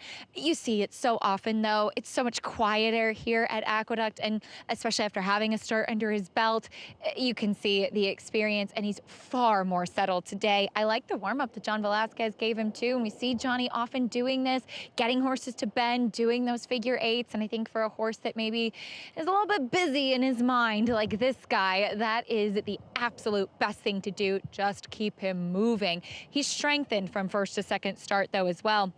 Spice is nice, as this is the Bobby Flay family on the bottom side. Was good going long on the dirt. And the second dam's Grade 1 winner, Dame Dorothy. So certainly a pedigree to suggest that he should go longer. And I am pleased to see the obvious mental progression from first to second start. The number 2, Geo's to Blame, has a bit more of a dirt pedigree, as this horse is actually the half-brother to multiple Grade 1 place and Grade 2 winner Krupe, who was good going long on the dirt. Those were his best type of races, a mile and a quarter or so. Also have 2 Grade 3 place Royal Spirit, who was better on turf but could handle long dirt races as well. And the dam's been an excellent producer. The blinkers go on a short cup. This horse strikes me as kind of what Ray touched on first out, that he didn't have much pace to him. He's a big horse. Let's run him long on the turf to get distance, because in the middle of the summer, early on in some of those races, you don't have a ton of opportunities to go long, to go 2 turns for a first-time starter. He started a little bit late. He didn't show speed, hopping up a little bit at the start, and he did kind of run on a little bit, but he just is not acting like a horse that is focused. He strikes me as one that's just a little bit of a punk. He got pretty hot back in the paddock. I don't mind him getting onto the dirt. I wonder if it's not necessarily just that he doesn't have as much speed. It's more that he just is not really focused or clued in to what's happening on the racetrack, at least as of yet, Greg. All right, Acacia, thank you. Minutes of post here coming up in a pick 5 that has close to over $140,000 in the pool.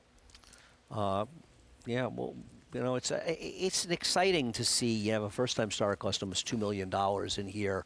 A lot of very expensive horses, well-bred, good trainers in this race. But, you know, these are the kind of horses, they draw up a lot of excitement. And listen, he may not win. He may not live up to the purchase price or the odds, but potentially we might be witnessing a horse, you know, you think Sierra Leone. You know, yeah, it's hard not to make the comparison. Similar owners, obviously the trainer, debuting a mile here. You know, we could be seeing a horse that wins a Breeders' Cup race. And you go really all the way back to July 12th for this horse. I think maybe 1 week in there that he missed, but that a steady enough work pattern to be able to win at a mile first time out? Yeah, you can see why you had him in that pattern too. He's a big boy, carries a lot of substance, but you know, Chad does it better than anybody else. Debuting at a mile at 17%, that's a pretty impressive strike rate. Yeah, no, and he's getting bet. I mean, I'll put it this way. The way he's bet, maybe he doesn't win, but he's supposed to run well. Yeah. You know, it's one thing to the purchase price, but if he had this purchase price, he could go off at 4-1. I mean, they don't have to go off at a short price just because they were expensive. Well, let's not forget about Renegade, too. I mean, they paid almost $1 million for him, and he ran a bang-up race first time out. I think that sprinting was just not really his game. I think he's going to see a different kind of pace today. I think It's Our Time wasn't his game also, but I agree. I think he's very dangerous near. But I'm betting Gordy. I'm unfazed. I bet Gordy to win. I obviously have a 7-8, but I also have a little 3-8, too. Guys, I think the 3 Renegade is going to run a lot better today. Yeah, I agree. Here we go. $1.9 million first-time starter, the 7, even money for trainer Chad Brown with Flavien Prat. Paladin about to step in. Late pick 5 starts here. Let's go upstairs to Chris Griffin.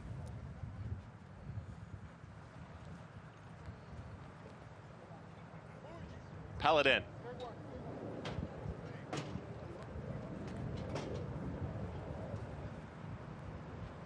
Paladin goes in, hesitates, steps back.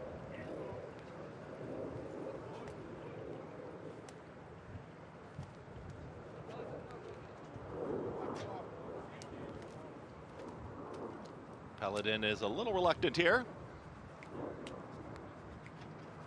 Now he's in. Gordy.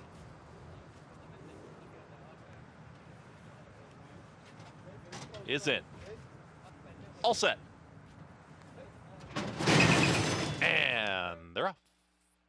Credit History has early speed from in between horses. Silent Scheme is right there too. Just outside of them comes Paladin, who's now going to be a close-up third, followed towards the inside by Hedge Ratio. Gordy is in that early mix, tightly bunched. Second to last will be Renegade, and climbing just a touch with the kickback at the back end of the field, that's Geo's To Blame. They hook up with the backstretch, and Credit History is at the rail. Silent Scheme, they are head-and-head 23.20 for that opening quarter mile. Paladin is just in behind them as a shared third and fourth with a wide run is Gordy. Still 4 of them across the racetrack here as they work up the backstretch. Hedge Ratio is moving towards the outside, away from the kickback as well, and Hedge Ratio, Manny Franco in the 5th spot. Second to last is Renegade, and still the trailer, Geo's To Blame. A half mile left to go, and it has not been an easy lead. 46.48 for a half mile time. The first to back out of it is Silent Scheme. Credit History is a neck in front. Paladin is just patiently ridden here from second, but a host of pursuers in behind.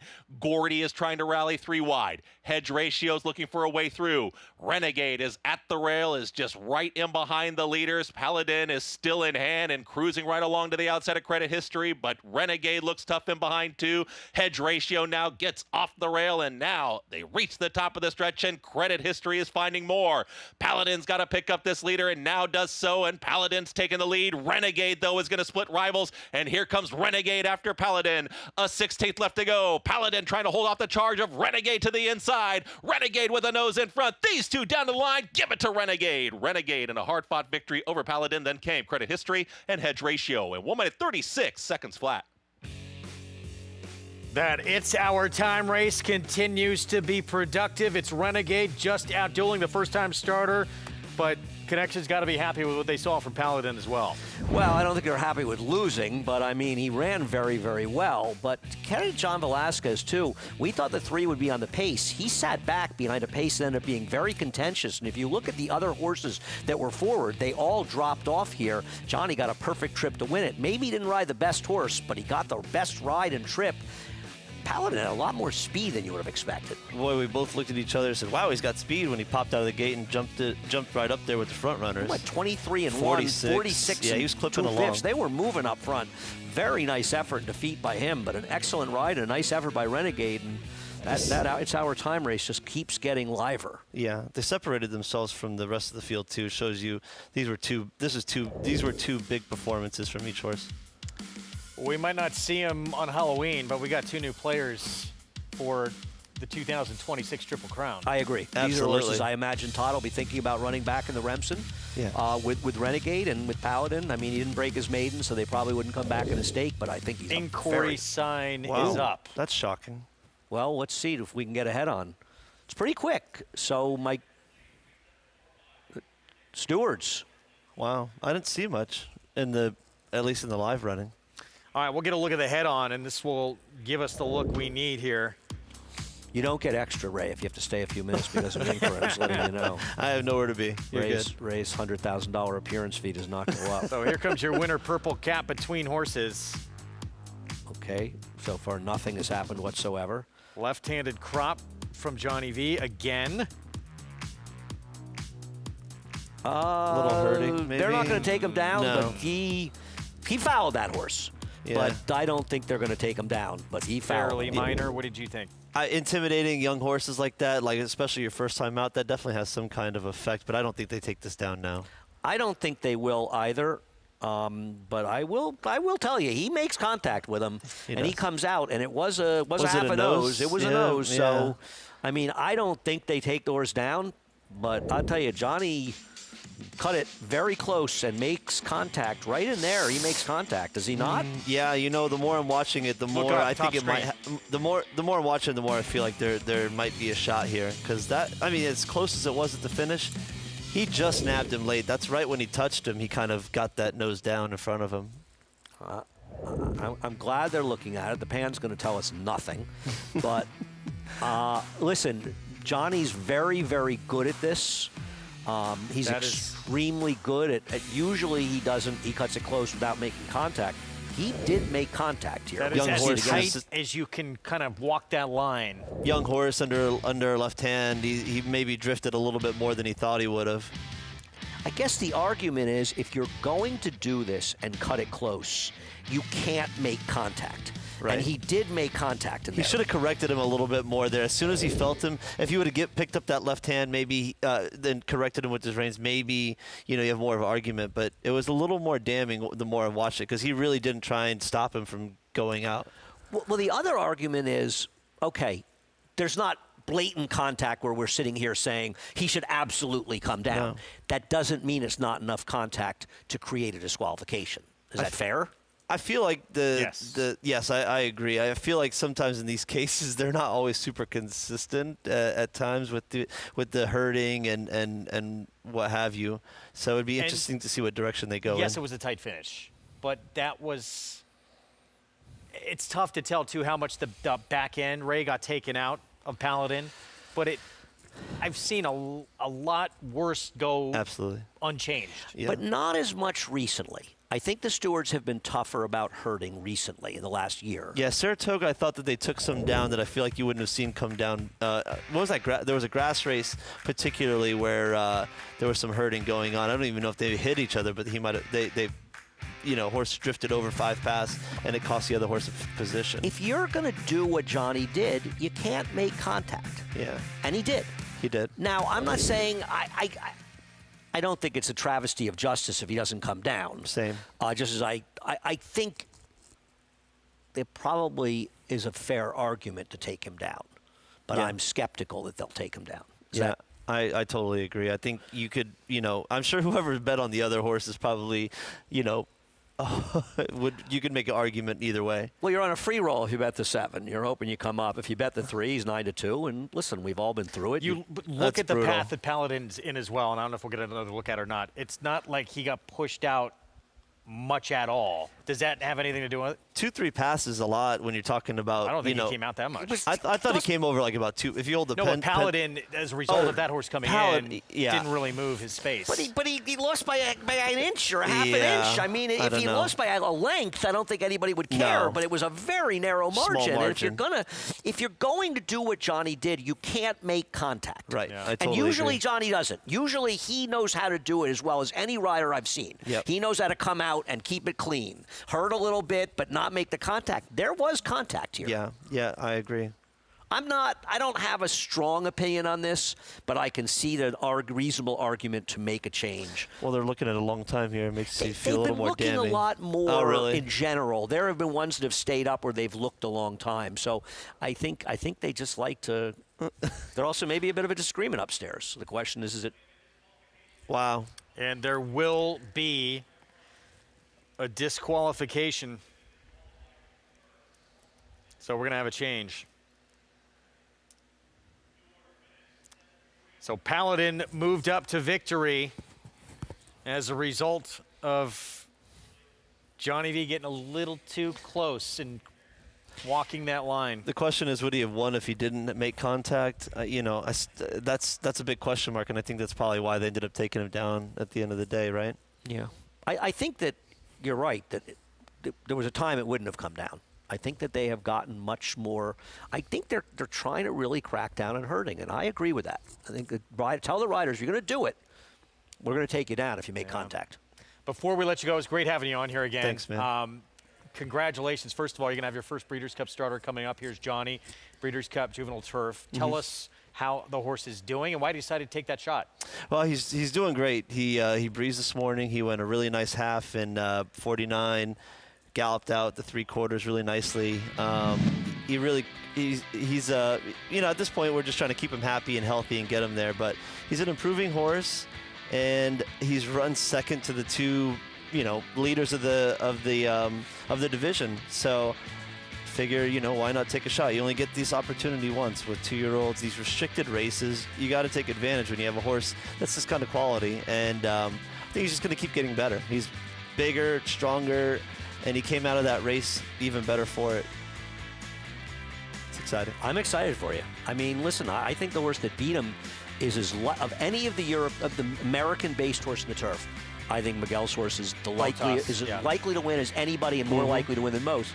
And you lost a tough photo to him, and you both had similar type trips. We did, and you know how the Breeders' Cup is. Things get crazy. If we get whoever gets a better trip, I feel like you wouldn't put one in front of the other.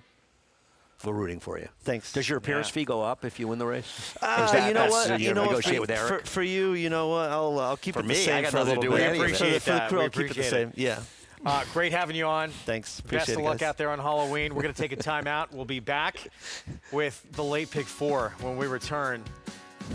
And we'll look ahead to the weekend as well.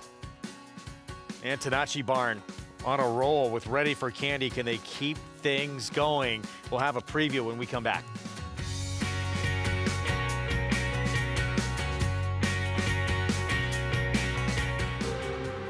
But it's all Pinehurst. Grade 1 winner at 2. Very impressive in the runaway Delmar Futurity. Graded stakes winner at 3. Pinehurst so gutsy. The highest earning son of Twirling Candy. Pinehurst lasted home to win it for the United States. Bred on the same cross as Gunrunner. Pinehurst, standing at Womack.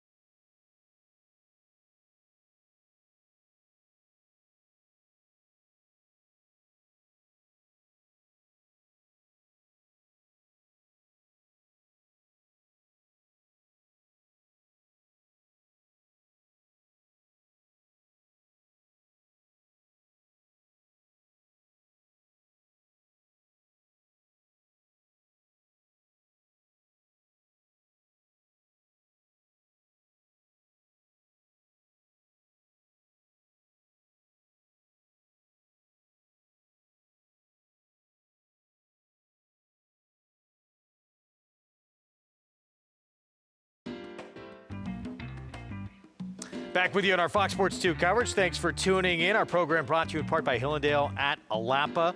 Some drama in the 5th. Belmont at the Big A with a disqualification.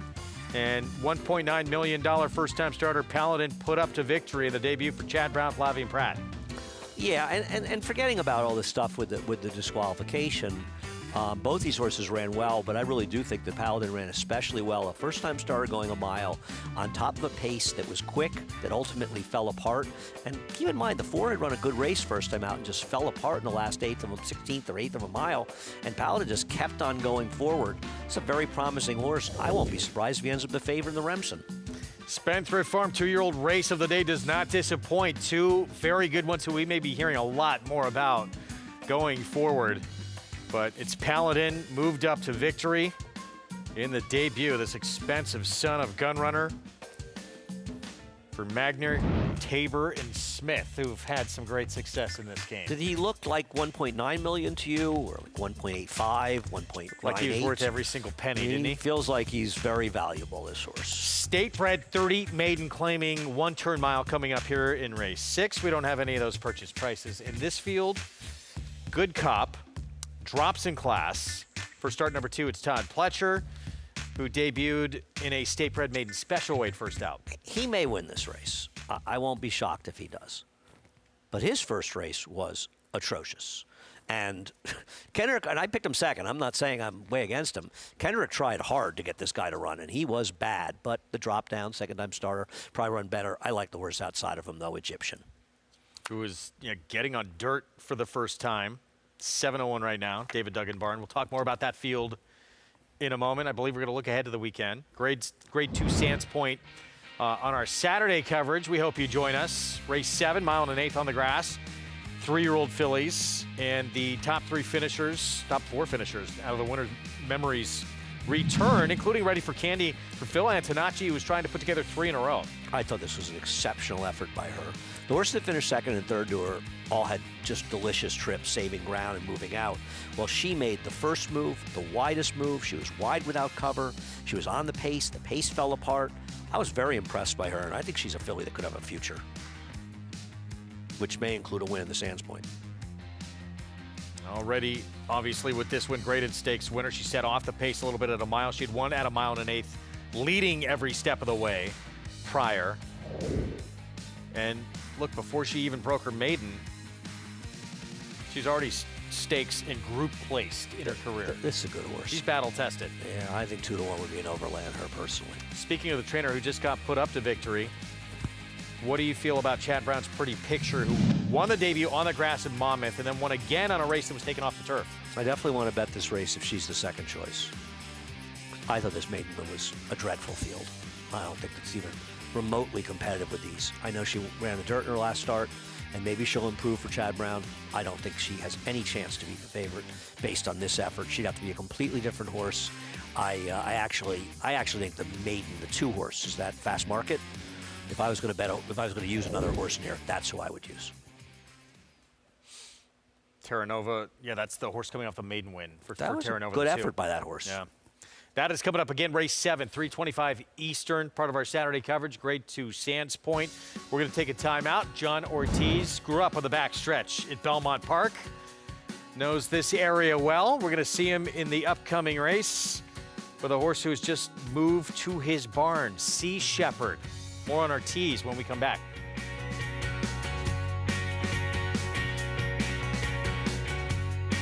An Eclipse champion by leading young sire Not This Time. Up to the Mark made an impression in the sales ring, bringing $450,000.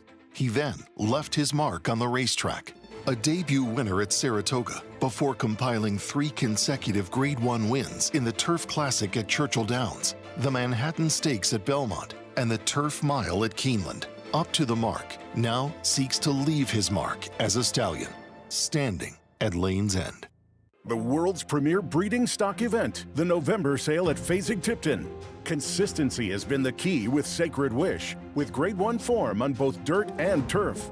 At 3, she came within a neck of Grade 1 Glory Over Dirt in the Coaching Club American Oaks. Then stamped her ticket at 4, capturing the Grade 1 Matriarch, topping a field with 3 Grade 1 winners, including Gina Romantica. Coming down to the line together, Sacred Wish. Sacred Wish has won or placed in 9 graded stakes for trainer George Weaver and owners Black Type Thoroughbreds, Swinbank Stables, Steve Atkinson, Christopher Dunn, and Anthony Spinazzola. With earnings of nearly $1.2 million, Sacred Wish is her sire, Not This Time's highest earning female runner. Her active female family includes Grade 1 winners Bowie's Hero and Sharp Azteca, and traces back to Broodmare of the Year, Kamar. Grade 1 winner Sacred Wish, selling this November with Vinery Sales Agent. Racetrack Television Network brings you every race, from every track, on every screen, every day. With monthly packages starting as low as $5, RTN gives you great value and access to more live HD streaming and race replays than anyone. Visit RTN.tv today to sign up and watch on almost any device, including Roku and Amazon Fire. RTN has packages that start at $5 per month. This has been a barn that we've been working very closely together from the beginning. When I first started, just had 7 horses. I took in, Sandra Washington. She's also been working with me since she was 18 years old. Incredible horsewoman.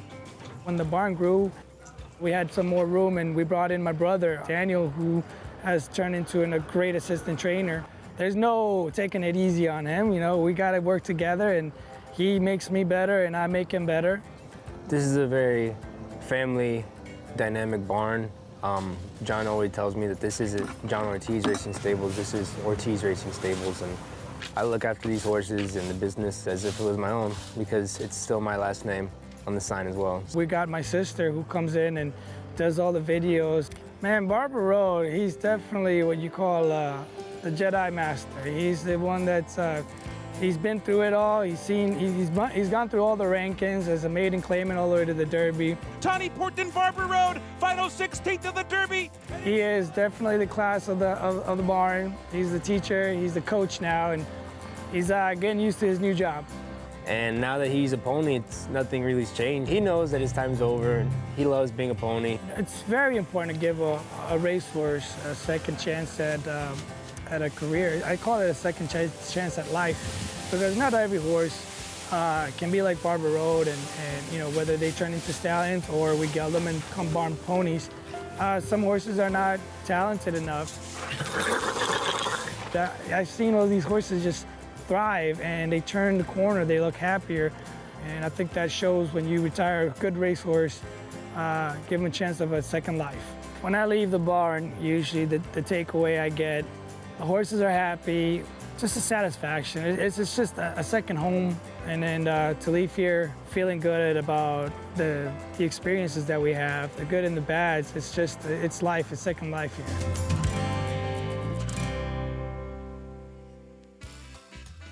Ortiz, he'll send out this one, Sea Shepherd. He's becoming a Jedi Master as a trainer. I didn't realize, huge Star Wars fan, and it to the point where they use the terminology throughout the entire barn, including the big Yoda quote, "Do or do not, there is no try." That's the motto of the barn, or one of them. But he's huge into it. I'm going to try to imagine I'm impressed that you know the quote, big Yoda quote. You're not a Star Wars fan? I saw the original. I think I saw the Return of the Jedi, maybe? And I saw one of the You're others. Not a fan. Okay. No, I don't dislike them. I just never really got... No, I thought they were pretty cool. I just never really saw that many of them. Listen, I've been in the elevator with Darth Vader, okay? When you've been in the elevator with Darth Vader... And you came out alive. I got out alive, yes. Wow. Very nice man. Passed away, obviously, recently. But, once that's happened, the rest of it really just small potatoes. Here is John Ortiz's Sea Shepherd. So this one moves to his barn. I thought intriguing, dropping from some maiden specials at Finger Lakes. Yeah, well, that's the problem, though. It's a horse that's been a big price and unsuccessful at Finger Lakes. Not looking to beat up on Finger Lakes, but they don't usually run as well here as they run there. I respect John Ortiz a lot. This is just, he's a wild card. Daytona Moonshine 0 for 10. Yeah, he's a little tough to make. Carlin Contention. Here's Christopher Elliott for Jimmy Ryerson. This horse just doesn't have anything sexy about him, except he's fast enough to win. Not a lot of sexy in this field. Is there? State bred maiden 30. No, but there are sexier horses than him. Uncle Barry. 0 for 15, only hit the board once. He's actually got figures to give him a chance to hit the board, but not for me, but low-profile connections, as they say. Kaz Ice Changer, he was 8-1 first time out at this level. I was trying to make a case for this horse. Then I watched the race, and I just don't know if this guy can run. Start number 2 coming up, says hard to load. Slow start in that debut. Nilrook, I know, was Finger Lakes. That's a horse who had been at least competitive on the New York circuit for the level. I get it, but he also lost by 11 lengths to him. Listen, maybe he'll improve for John Ortiz. Finisher, came back, won his next as well. And then here's Lucky Dragon, 3-1 outside. This horse is very dangerous, isn't he? No question. I mean, he's last year, early in the year, he was running figures that are competitive. He's improved it all, and they only have one turf race, kind of a prep. He seems like he might be the horse to beat, oddly. I agree. Here's a look at the 2, though, Egyptian. So this is kind of the new face. Never been on the surface. David Duggan, Luis Rivera Jr. What'd you like about this horse? I think he has ability. I thought his first race very good. I bet him last time he was bad. I will not argue in his defense. But you look at his pedigree, there's plenty of dirt pedigree. Now, maybe, once again, it's a negative. They're running him on the turf. But in this spot, I don't want to split hairs. He's shown the ability. I think he has the pedigree for dirt, and I like him against this field. 3 minutes to post. Here in the 6th, Belmont of the Big A. Let's go down to Acacia. And we just saw that feature, Greg. I was just catching up with Danny Velasquez. He said Barbara Road is at Keeneland working as their pony now. He said he misses them, though. It's so cool. Love to see horses in their second careers and thriving after their racing days. But talking about current race horses, the number 1, Good Cop, currently the favorite. And I was kind of against this horse on paper because Kendrick Carmouche did everything he possibly could first time out to get this horse into the race after he broke slowly. And he just really had nothing to offer. And I was a little bit underwhelmed by him physically first time, too. He's a rather narrow horse. He's strengthened a lot, though. He's really moved forward from that first start. I do think a little bit more distance should help him, and he gets shortcut blinkers on today. So we'll see if all of that combined helps him to not kind of be taken for speed, not run off his feet like he was sprinting first time out. I think he's going to make a better account of himself going long in here today. Now, for the Ortiz barn, sending out the 7, Sea Shepherd. This is another horse who broke slowly last time out, but not terribly, like the short comment says. It was mostly that he had an outside post and he had to take back because he really couldn't clear or drop in to save any ground. So he was kind of stuck in a no man's land, so to speak, 3 wide when trying to close, ended up getting to the rail. The winner did come back to win again with a 61 Beyer speed figure, and I think coming in from Finger Lakes, dropping into the 30,000 in here makes sense. Very good looking individual, incredibly fit, well muscled, well turned out as all of the horses from this barn are, and with Ricardo Santana seem to be moving well out on the track, and see how he stacks up. I do think that he is in the right spot. I thought the 8 Lucky Dragon was also in the right spot. He debuted in maiden claiming company against fellow New York breds and then went right into some pretty tough races against special weight foes, including the 2-turn mile and an 8th tries that I just never really felt like were very much suited to him. He's just not built like that type of horse. I think the mile in the dirt hits him right between the eyes and is the perfect spot for him. Failed turf experiment last time out. 2 starts back. He just seemed like he tired going at the 9 furlongs. Ran that 54 Beyer speed figure behind Miles and Miles going the 2 turns. A race that I think would make him incredibly competitive here, and he gets to run on the dirt at a claiming tag for his first start since his debut. The number 4, Carlin Contention. I'm with Andy. I think that he is a logical horse because God Given got to the front end and was able to wire the field last time out, whereas Carlin Connection came from last and came closing. He's certainly a horse that I think will have something to say at the end. Greg? All right, thank you, Keisha. Meanwhile, the 8-5 favorite, Good Cop, is taking all the money here. Todd Pletcher, Kendrick Carmouche, dropping class for start number 2, just did not do much running first out. He may win. He's got very good connections. He's got a decent enough pedigree. Broke a little slow in his debut, but he was bad. I mean, Kendrick was after this guy to get him running, and he got bet. It's not like he was a 10-1 shot. He got bet, and he didn't know running, and now Todd's dropping him immediately. The nice thing when you're an owner and you buy horses for $40,000, and Eclipse Thoroughbred's certainly not afraid to spend some money. They have a lot of good horses. When you buy them for $40, it's easier to drop them because it's not taking that significant loss right away. and maybe he's just running the right spot. I always found it odd that Tiz the Law sold for only $30,000, $40,000, given how well his progeny has done and how much they've cost. He might win here simply because it's a good barn and he's finding the right field. But I tell you, his first race was bad. But it's a debut. Can always forgive a debut. Absolutely. And now getting a lot easier company, so things could change quickly. I just think of the two taking money. I prefer the 2 Egyptian. That's all. Who's never been on the surface. There he is, David Duggan. So first try on dirt, drops down to do it. 5-2. You're not getting a great price on the X Factor horse. 6th from Belmont of the Big A on our Friday coverage here on FS2. Let's go to Chris Griffin. Carlin Contention hesitates. Sea Shepherd has gone in. There's Carlin Contention one more time. Backs away. Now in. Lucky Dragon, last to load. Is in. All set.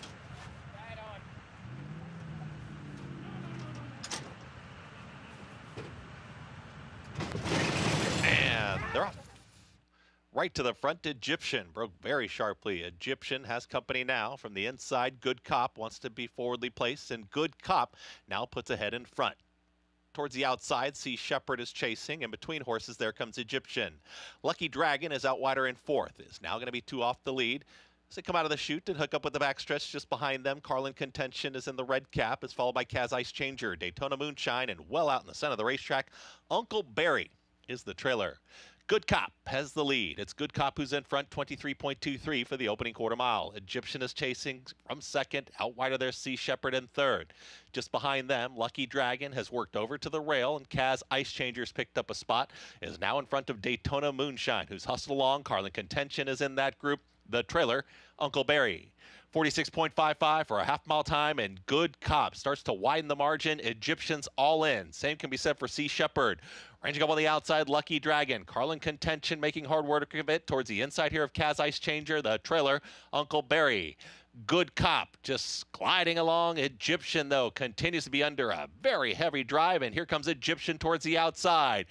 Good Cop reaches the top of the stretch, 1:11.4 for 3/4. Can Good Cop put away Egyptian, who continues a sustained rally, just grinding away after this leader?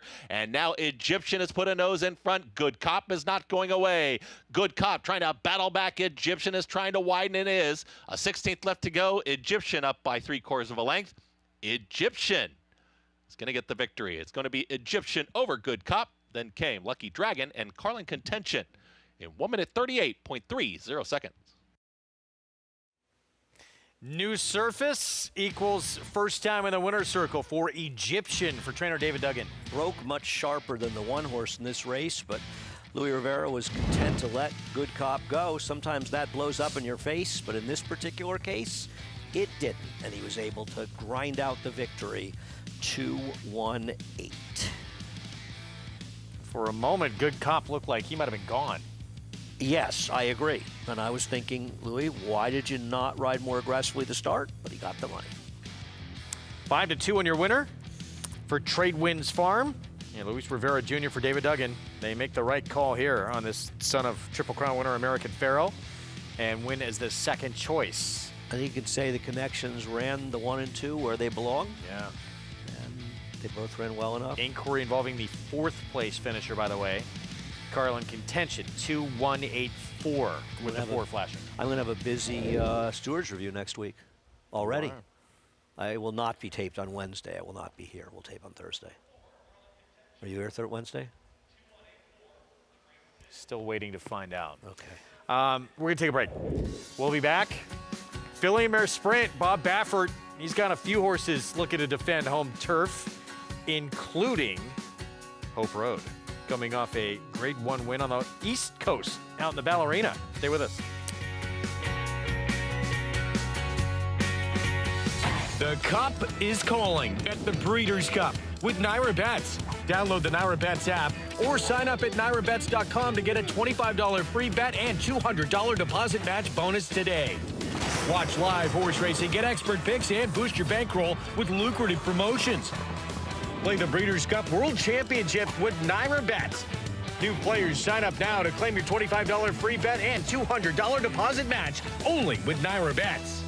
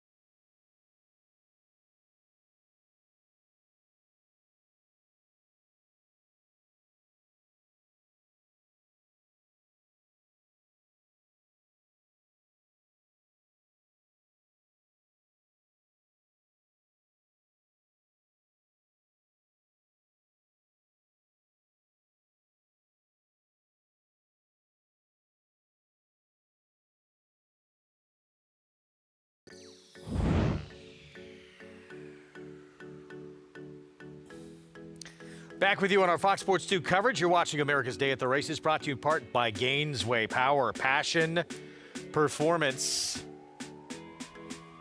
Sixth in the books, Egyptian on dirt for the first time. David Duggan, Luis Rivera Jr. for Trade Winds Farm, and wins it 5-2. And for people involved with the Super, we are still looking at objection. I think this one is an objection against the 4. Don't know the story on that one, but Egyptian does get it done, and the objection is only important if you're involved in the Super or if you own the horse and you want to get fourth money.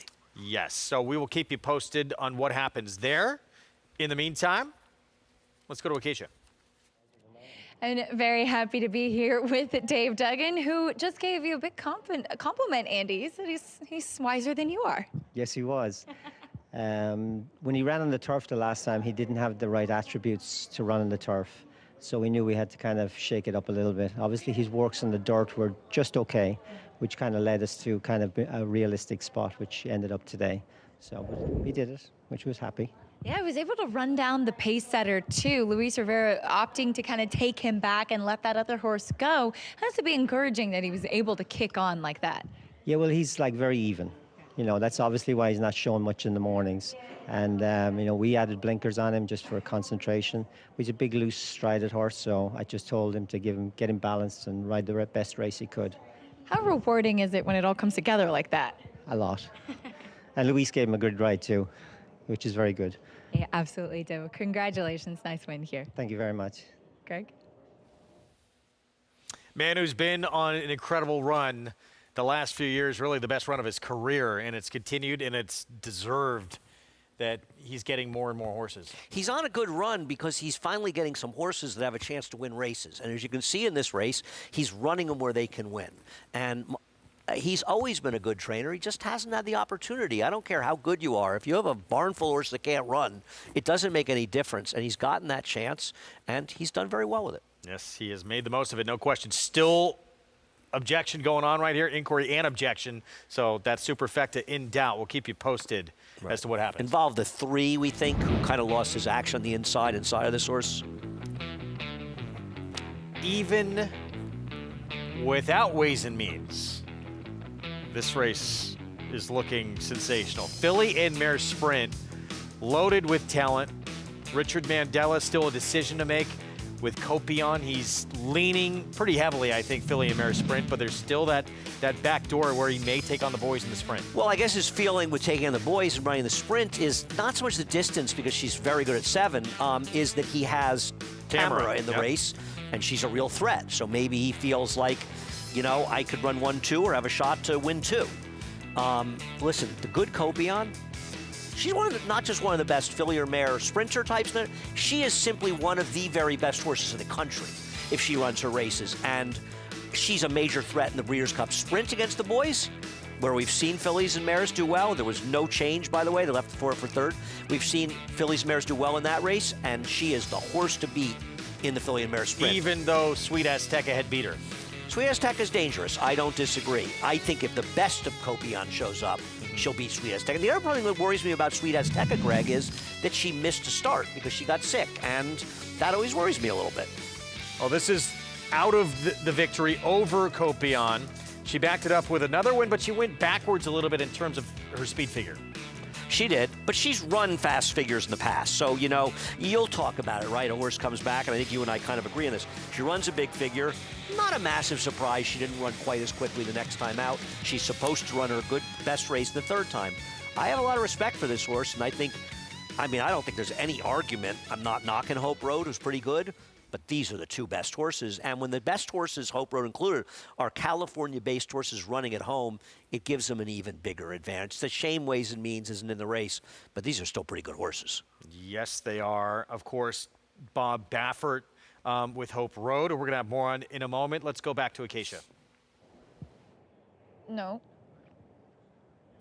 And Greg, as far as Hope Road is concerned, this is a horse who actually worked this morning at Santa Anita, looking on First TV. I didn't see that workout up yet, but did watch her workout 2 back, as that was back on the 11th, and I thought it was okay. She was getting out a little bit. She was not moving maybe as fluidly early on as you would have loved. She did level off and finish well. I will be curious to see how she worked this morning, because she obviously is a very talented horse, having won that Grade 1 Ballerina, being a homebred for Cicero Farms and doing just like her dam Marley's Freedom did, winning that Ballerina at Saratoga. So really I think a big kind of performance for her to stamp her qualifications going into this Breeders' Cup Filly and Mare Sprint. She's a horse that I'm a fan of. She is big. She carries a lot of good substance to her. I will just be curious to continue following her training moving on to that Breeders' Cup. But as is the case with many of these races, it does depend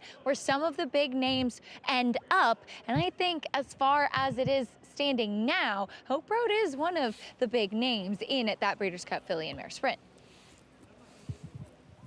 I'm such a huge Copion fan. And Sweet Azteca, as you mentioned, those 2 are going to dominate the wagering. They're the 2 best horses, and they run their best races. I am a big Copion fan as well. I mean, he's starting with that Lebre. She's just been sensational in her races. She's really, really good.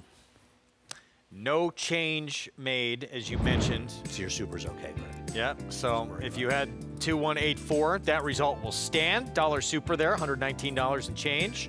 And Egyptian, good for David Duggan. Makes the right call here with this one, moving to dirt and dropping in class. We're going to set up race 7 when we come back. Stay with us, approaching the 15-minute mark to post. And a man we will talk more about when we come back. Ricardo Santana Jr. Welcome to the 2025 Keeneland September Yearling Sale, where history was made when Three Chimneys Gunrunner, the sire of 2025 Grade 1 winners Sierra Leone, Locked, and Brent, became the first horse in the history of the Keeneland September Sale to sire the session topper of each of the first 4 sessions. Among them was the $3.3 million sale topper, purchased by Peter Brent, M.V. Magner, and Winchell Thoroughbreds. Gunrunner, Breed Shaper, Dream Maker. Saturday on America's Day at the Races, join Acacia Clement for thrilling steeplechase racing from the Far Hills Race Meeting in New Jersey. Jump racing topped off by the American Grand National. Watch and play Saturday noon Eastern on FS2. RaceLens is the most in-depth product in horse racing, with unique features found nowhere else. True odds, predictive analysis, and pace projection. RaceLens. It will change the way you follow horse racing and take your game to the next level. Elite Power gets up to win the sprint. Jackie's Warrior. Elite Power on the far outside. Jackie's Warrior settles for third today. At the 16th hole, Godite is second, but Elite Power does it again. And by motivating at 875 down 900 and 900,000. The power of a champion. Please hold your applause. The power of Juddmonte. It's America's original sport, and no one covers it better than America'sBestRacing.net. From the sport to the lifestyle, the best races, horses, and destination venues, cocktails, gambling, fashion, and more. America'sBestRacing.net is a sport for you.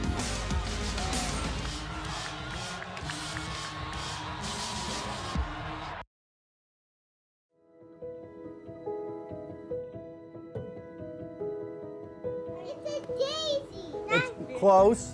A dandelion. Terrifying. No, it's a daffodil. No, it's a dandelion. And dandelions grow in the grass. It's considered a weed. Okay, guys, have a great day. It's a dandelion. People ask me, you know, what's been your greatest moment in horse racing, and what's your greatest win? And I don't hesitate. The Belmont Child Care Association is the greatest thing I've been involved in. And it's not me, it's we. I mean, you know, this is a team effort. Jerry said, you know, the kids at the track, of the people who work there, they're sleeping in cars, they're left unattended, there's nobody to care for them. It would be a great idea to build a daycare center. You know, Jerry, I'm a builder. I've always wanted to do something for kids. I'll do it. And I always thought I would build a daycare center and ride off into the sunset. But here I am, addicted to horses and addicted to the daycare center. You know, picture going into school and you have a problem with, you know, understanding what the teacher says. So we eliminate that. And now you're going into school and you're actually ahead of what the teacher is teaching. Think of the confidence it instills. So we put the children in such a great position to excel, and they do, and it's great. And the parents have complete peace of mind. Not only are the kids being cared for, but they're given such a strong foundation and such great love and affection. And you know, when they come out of here, they're really ready for preschool, and they get into preschool and they excel. You know, it's like having a strong foundation on your house. And they don't necessarily go away at pre-K. They come back for after-school programs. They come back and do volunteer work. They come back and help out. So the pleasure of watching these children, you know, grow up and be successful and be good people is just, you know, enormous, because we know that it all begins with the foundation, and that's what we do. It's the greatest gift. I mean, if you said to me, win the Kentucky Derby or this, I would choose this.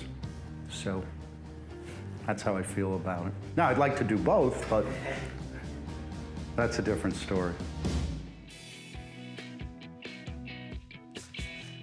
Pretty incredible what he has established. It's so important that these people that take care of these equine athletes have somewhere for their children to go and learn while they take care of these horses. The Belmont Child Care Association, the BCCA, is a credible organization. What they've done, and Michael's obviously been an integral part of it with Anna House at Belmont, Faith's House in Saratoga.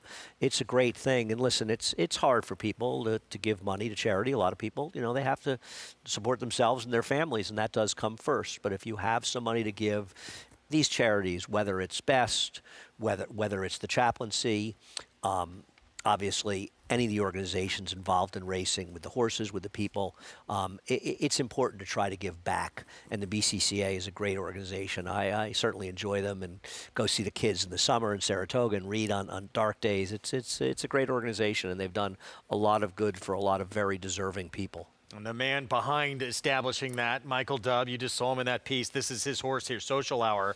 4 to 5, a horse who has 3 starts back, a performance at Monmouth that smokes this field. He's a funny horse, and this is a race that was dramatically affected by scratches, especially with both the 7 and 8 coming out of this race, horses that both probably would have been shorter prices.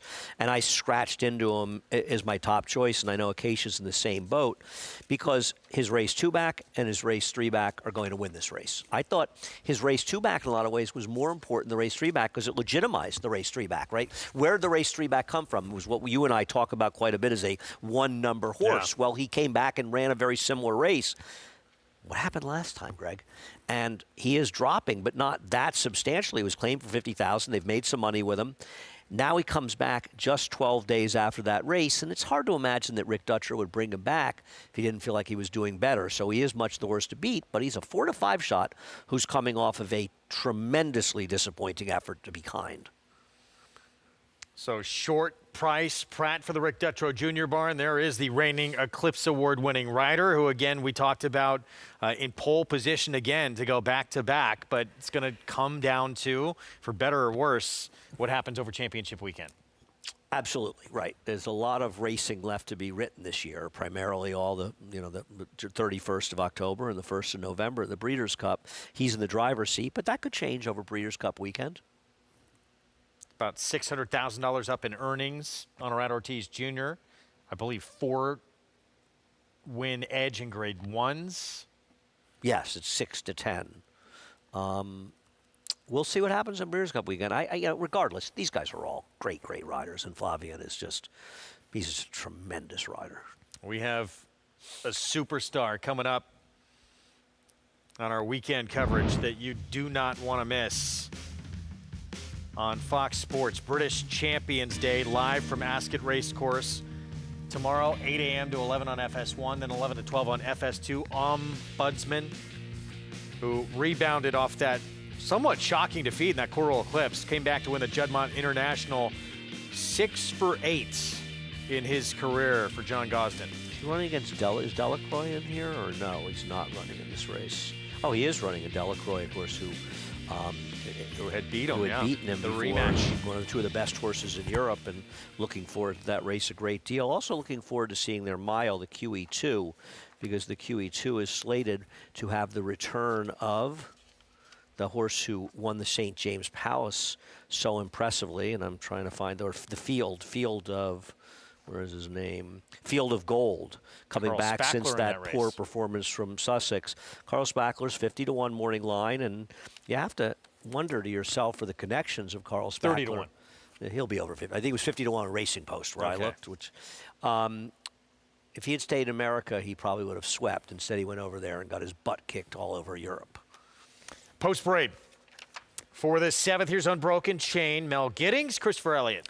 How can you not like a horse named for a Grateful Dead song, sung by the late, great Phil Lesh? We're just going the right way. I don't think this horse is impossible. Tarpaulin drops in class, Orlando Noto Barn. I thought he was the second likeliest winner, not the 9 in this race, and to me, he's an overlay. That start 2 back. Yeah, hard to see him at 10 to 1. I don't quite get it. Aerostar, he is quick, and he's got to start 3 starts back at Saratoga. That makes him imposing. He's got fast races, and he's also a horse that presents problems for the 9 Charlie Express, who's the clear-cut second choice. Social Hour, he's been facing better, and he's got that monster effort at Monmouth. I scratched into him. I don't love him at a short price, but here we are. 6 to 1 on Go Irish? Well, the idea that Go Irish is almost half the price of Tarpaulin is one of the most ridiculous things you'll see at the racetrack. And Charlie's Express, Gregory Sacco Barn, Manny Franco. He's a speed, but he's got to deal with Aerostar, and that's a problematic situation. He's also a horse with 2 wins, 15 starts, and 7 seconds and thirds. He doesn't get it done, including a loss at 25 cents the dollar, 2 back at Finger Lakes. Shown he can't sit off, though, and he has the outside post. Yes, he did rate in his most recent win, but I don't like this horse losing up at Finger Lakes at 1 to 5. That, I cannot get past that. Is this price, though, warranted on Social Hour? Well, it's one of those because of the field, he's this price. I could never bet him at this price. I'm not surprised he's a heavy favorite. And also, there is a Flavien Prat effect. Let's face it, Irad's not riding here, and Flavien's going to take that money, that jockey money. You know, Flavien's basically at this point getting all of the jockey money, whether it's fair or not. I don't understand why people bet jockeys. I think, you know, rider changes can be relevant, but I don't know why you just bet on jockeys blindly. 3 to 5. 3 to 5. Wow. Send it in. All right, so Social Hour getting hammered here for the Detro Barn. Let's go down to Acacia. And there's a very short price that you're going to have to take on this one, Greg. But I think it is, as Andy said, by virtue of what he's facing and also with the key scratches in here. Originally, he was my third pick and ended up scratching into him. So I'm sure I'm not alone at that, as he is now 3 to 5 on the board. But one thing I will say about Social Hour is that he did win for $40,000 back at Monmouth in August. And then 2 starts back, I thought he ran very well behind Tiz Marcus and trust issues in a pretty decent race when he was forward last time out. He looked a little bit high-headed, maybe trying to get out a little bit. I'm not entirely sure, but he just never really looked comfortable early on in the race there. So it was against much better, and it was going a mile. I think the 7 furlong suits him well. He looked great today. Overall, incredibly fit. Looks like he's doing well, mentally pretty settled throughout here. So as your favorite, I do think he finds himself in the right spot. Again, another horse taking money, though, is the number 9, Charlie's Express, and I agree, lost at a very short price 2 starts back. And one thing I will say about him last time, though, is he had a bit of an odd trip. He kind of went forward, let a couple other horses come up the inside on the rail, and then he was stuck 3-4 wide throughout there. He is the type of horse that throughout his career has had the tendency to drift and to get out a little bit, to be a little bit tough to handle for his rider as well. He does wear a ring bit. I think that he looks like a horse that is doing well.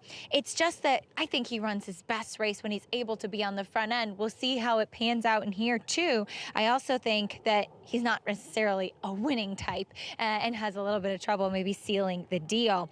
The number 2, Tarpaulin, yeah, he is a generous price at 7 to 1. Thought he had a similar look to a horse that the Nota Barn ran yesterday in Melly Mel, who, to be fair, she ran well first off the claim for the barn, whereas this horse did not. But both of them had won impressively for lesser company, stepped up first off the claim, and then we saw Melly Mel win second off the claim yesterday. I thought the Tarpaulin looked tremendous today. I really have to give it to him. He's a good-looking individual. He was a little bit obstinate 2 starts back last time. They kept him moving nonstop in the warm-up, and today very relaxed, very fluid, maybe a little bit of a work in progress type horse. So he has to show that he can handle at this level, but I think with a little bit of the watered down field and the way he's presenting himself today, he should be one at 7 to 1. It might make a little bit of noise, though did notice the front wraps do go on. We'll see if he can improve second time for the barn. Greg? Thank you. See what happens here with Tarpaulin. So positives from a physical appearance, 701 right now. Still shocking that I think the 1, 2, and 3 are all bigger numbers than the 6.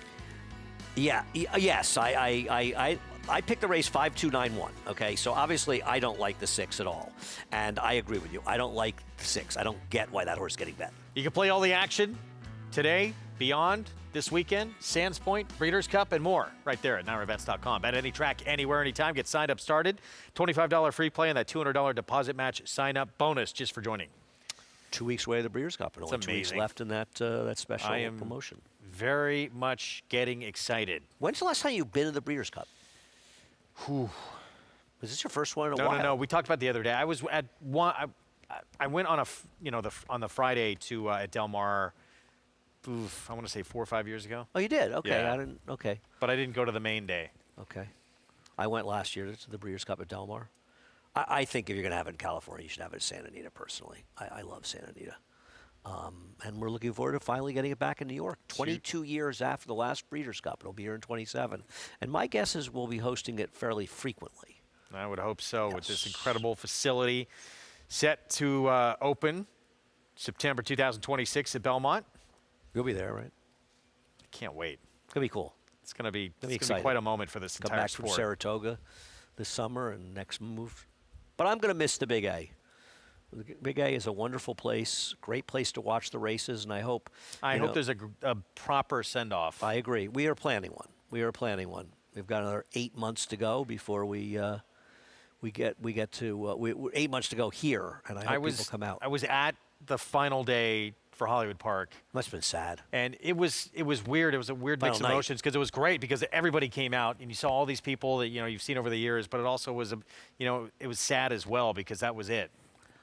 Mixed emotions. I think that Hollywood Park closing really has been bad for California racing. I really do. And Hollywood Park was a lot like kind of the aqueduct of California racing, right? More of the city racetrack in Inglewood. I was the Breeders' Cup there in '87. I thought it was great. I had a great time there. Terrific. The Cary Grant Pavilion, correct? And we had, Friday night racing that was so popular there. And I think one of the things, the big, huge crowd in the closing night was, where have you been? Yeah. It's a shame. The big loss. 4 to 5 favorites. Social Hour, the 5. Flavien Prat looking to add to his afternoon. Now even money. Let's go upstairs. Chris Griffin, the call. Go Irish moving forward. And Charlie's Express. Go Irish. Charlie's Express. Last to load.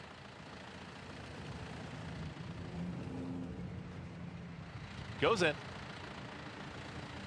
All set. And they're off. Charlie's Express flew out of the gate from an outside stall, and Charlie's Express, Manny Franco, they get the lead.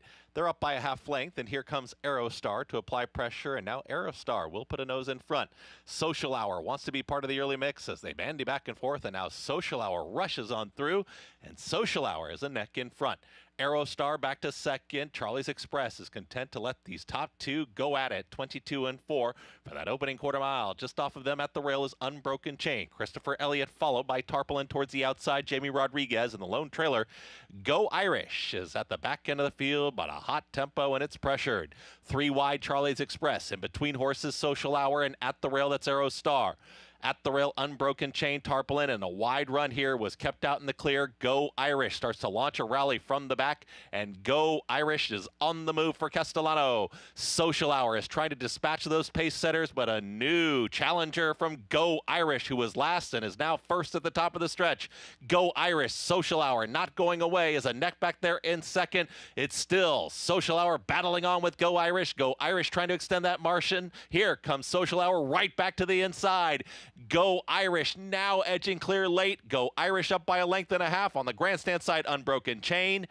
Go Irish won it. Go Irish wins it. Then Social Hour in a photo with the oncoming Unbroken Chain and Tarpaulin in 1 minute 23.63 seconds. Well, we were a bit mystified as to why Go Irish was taking some money in here. Public was right. Jenna Antonucci, Javier Castellano. This one make a eye-catching move, going around the turn and sustains that bid into the stretch. I still have no idea how this horse was 6 or 7 to 1 in here. I have no idea how this horse won. I have no idea how this horse was bet. This horse has not run a competitive race in a long, long time. I guess back in May, this horse ran a race 5.5 months ago that made her competitive. I mean, I will say one thing. Probably not Flavien Prat's best ride. Not sure what his big hurry was in the backstretch, why he wanted to engage in what was a pretty quick pace. Could have sat third behind those horses that finished absolutely nowhere. So I think in retrospect, Flavien's probably asking himself why he made that early move. I mean, he's a great rider, and we do nothing but compliment him. But in this particular case, I don't think he gave the 5 a good ride. Seemed like kind of rushed up. Yeah, he did rush up. But man winds up losing second as well. 6-1-5-2. Wow. They knew. I have no idea. You have no idea. I have no idea. I thought this horse was 7 to 1. I thought could have been 70 to 1. This horse, in my opinion, was the least likeliest winner of this race. I will say it. The horse won. I'm mystified. Yep. Well done, Jenna Antonucci, Javier Castellano. They've teamed up for this summer. They had some great success together. And obviously, with a pretty good 3-year-old a few years back by the name of Arcangelo. Belmont and Travers winner. Go Irish with the win. It's an Irish war cry, former Wood winner. With the win, it's 7-1 upset here in the 7th, 6-1-5-2. The They say breed the best to the best and hope for the best. Vekoma broke well on the outside and is But you don't expect to get speed like this. It is Vekoma, the one to catch. Vekoma has a 5-length lead in this Grade 1 corner.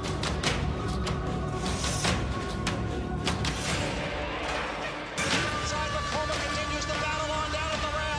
It is Vekoma who's going to win the Met Mile.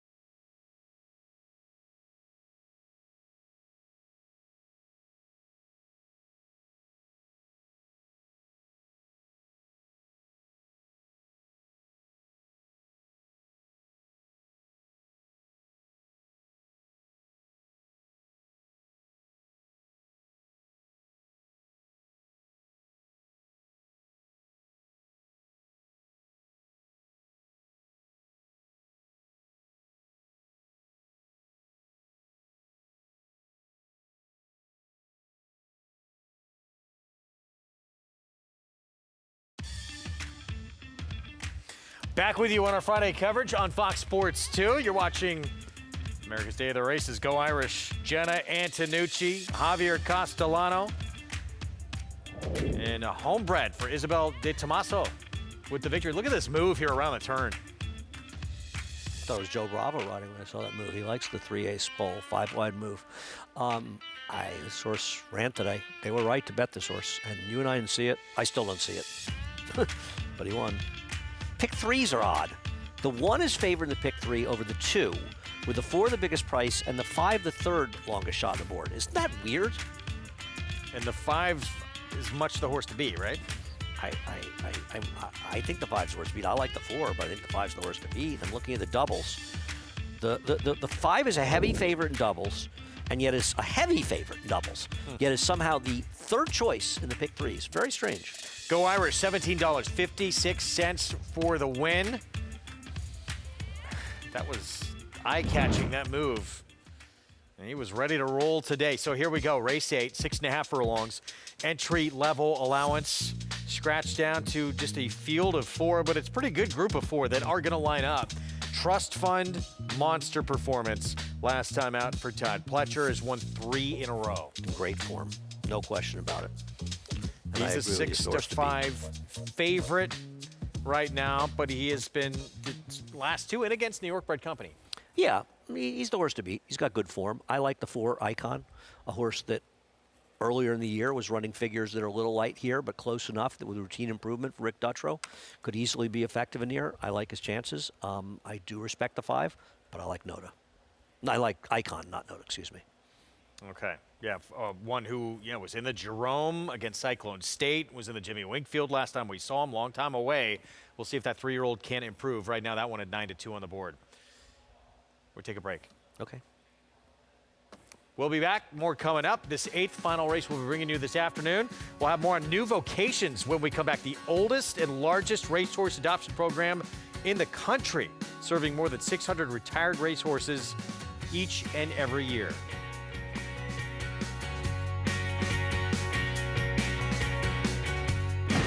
I have 52,000 starts in my life. I've never seen one that could take as much as he did early and continue to improve. And it is Godite.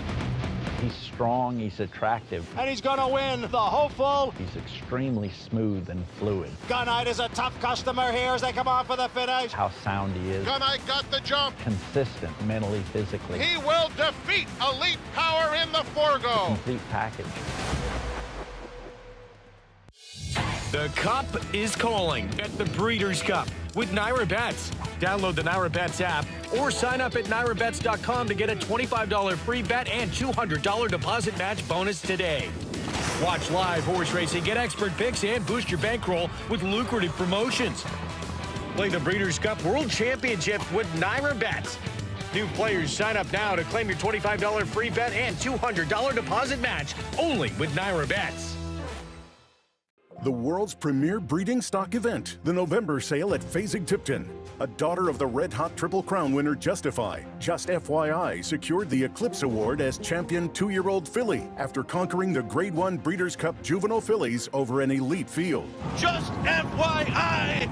It capped off an undefeated 2-year-old season that also included a dominant score in the Grade 1 Frisette. She retired with earnings over $1.7 million for owner George Krikorian and trainer Bill Mott. At 3, following a runner-up effort in the Grade 1 Ashland, she defeated all but the mighty Torpedoena in the Grade 1 Kentucky Oaks. Just FYI is offered pregnant to Into Mischief, North America's 6-time leading general sire and the sire of 3 Kentucky Derby winners. Out of the Street Cry Mare Star Act, Just FYI hails from the family of Grade 1 winners Starer, Stellar Jane, and Star Billing. Eclipse champion Just FYI, selling this November with Hillendale at Alapa agent. New Vocations is the oldest and largest racehorse adoption program in the country. We started the program in 1992, and we've placed over 7,000 thoroughbreds and standardbreds into loving homes. These horses were coming from 40 different racetracks across the country. We specifically work with owners and trainers who are looking for an aftercare option for their horses retiring. We take in horses from all over the country, as far as California, Florida, New York.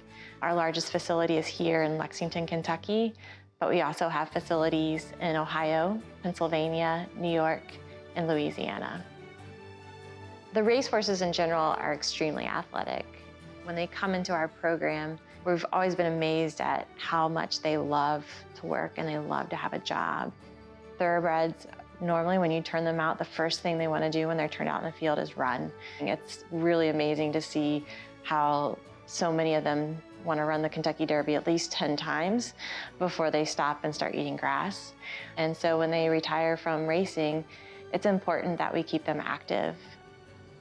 Thoroughbreds are naturally athletes. They make tremendous competitors, even in other disciplines. We have horses go on to be successful in dressage, different Western disciplines, eventing, show jumping, you name it. Polo, we have horses who have gone on to do it. So really the sky's the limit for these guys after they're done with their careers on the track. That's really just the beginning for them. And it's a much easier transition for them than people imagine. They just take to it so readily. So what we've seen over the last 10 years is a huge growth in the number of people, owners and trainers specifically, who truly do care about where their retired racehorses are going when they leave the track. And we have some great supporters, great owners and trainers that have supported our efforts for many, many years because they really do care about their horses. Great work that they do, and since 1992 when they began, they have placed over 9,000 horses in adoptive homes. They have 9 facilities in Kentucky, Louisiana, New York, Ohio, Florida, and Pennsylvania. So we thank them for the work that they do. I agree. It's an excellent thing, and we're talking about this. We're doing the Ryder Cup for retired racehorses, which will be tomorrow. The Real Ryder Cup, The Real Ryder Cup. Maggie will be participating in that, as well as Gabby Migliori will be participating as well. If you want to go to the website and Real Ryder Cup, therealrydercup.com and donate, sponsor one of those two, or give a few dollars, not a bad idea. Maggie back in the saddle. We'll hear all about it. Hopefully have a little video too. That's actually AI. Great shot. It is a good shot. Well, Maggie rides quite frequently. Yes, she does. All right, well, I'll tell you all about it. I hope Maggie has a tremendous day there. We're going to have action as well from Far Hills. We have a great Saturday on tap. We do. And we're going to be the worst part of it. And it starts, don't forget, early on, Noon. British Champions Day. Yes. We're going to take a timeout. We got more coming up. 8th, 14 minutes away in a race where we have an even money favorite. Yeah, Trust Fund off that huge performance last start, trying to win its 4th in a row for Todd Pletcher. Saturday on FS1, don't miss British Champions Day live from Ascot Racecourse. World-class racing, including the Kipco Champion Stakes, a win and you're in challenge for the Breeders' Cup Turf. Coverage begins Saturday morning, 8 Eastern on FS1. You can gamble anywhere all the time. Just ask yourself, should I? Take a pause and think about how often you're gambling. A pause can help you stay in control. Visit oasis.ny.gov to take our survey and see if your gambling is becoming more than a game.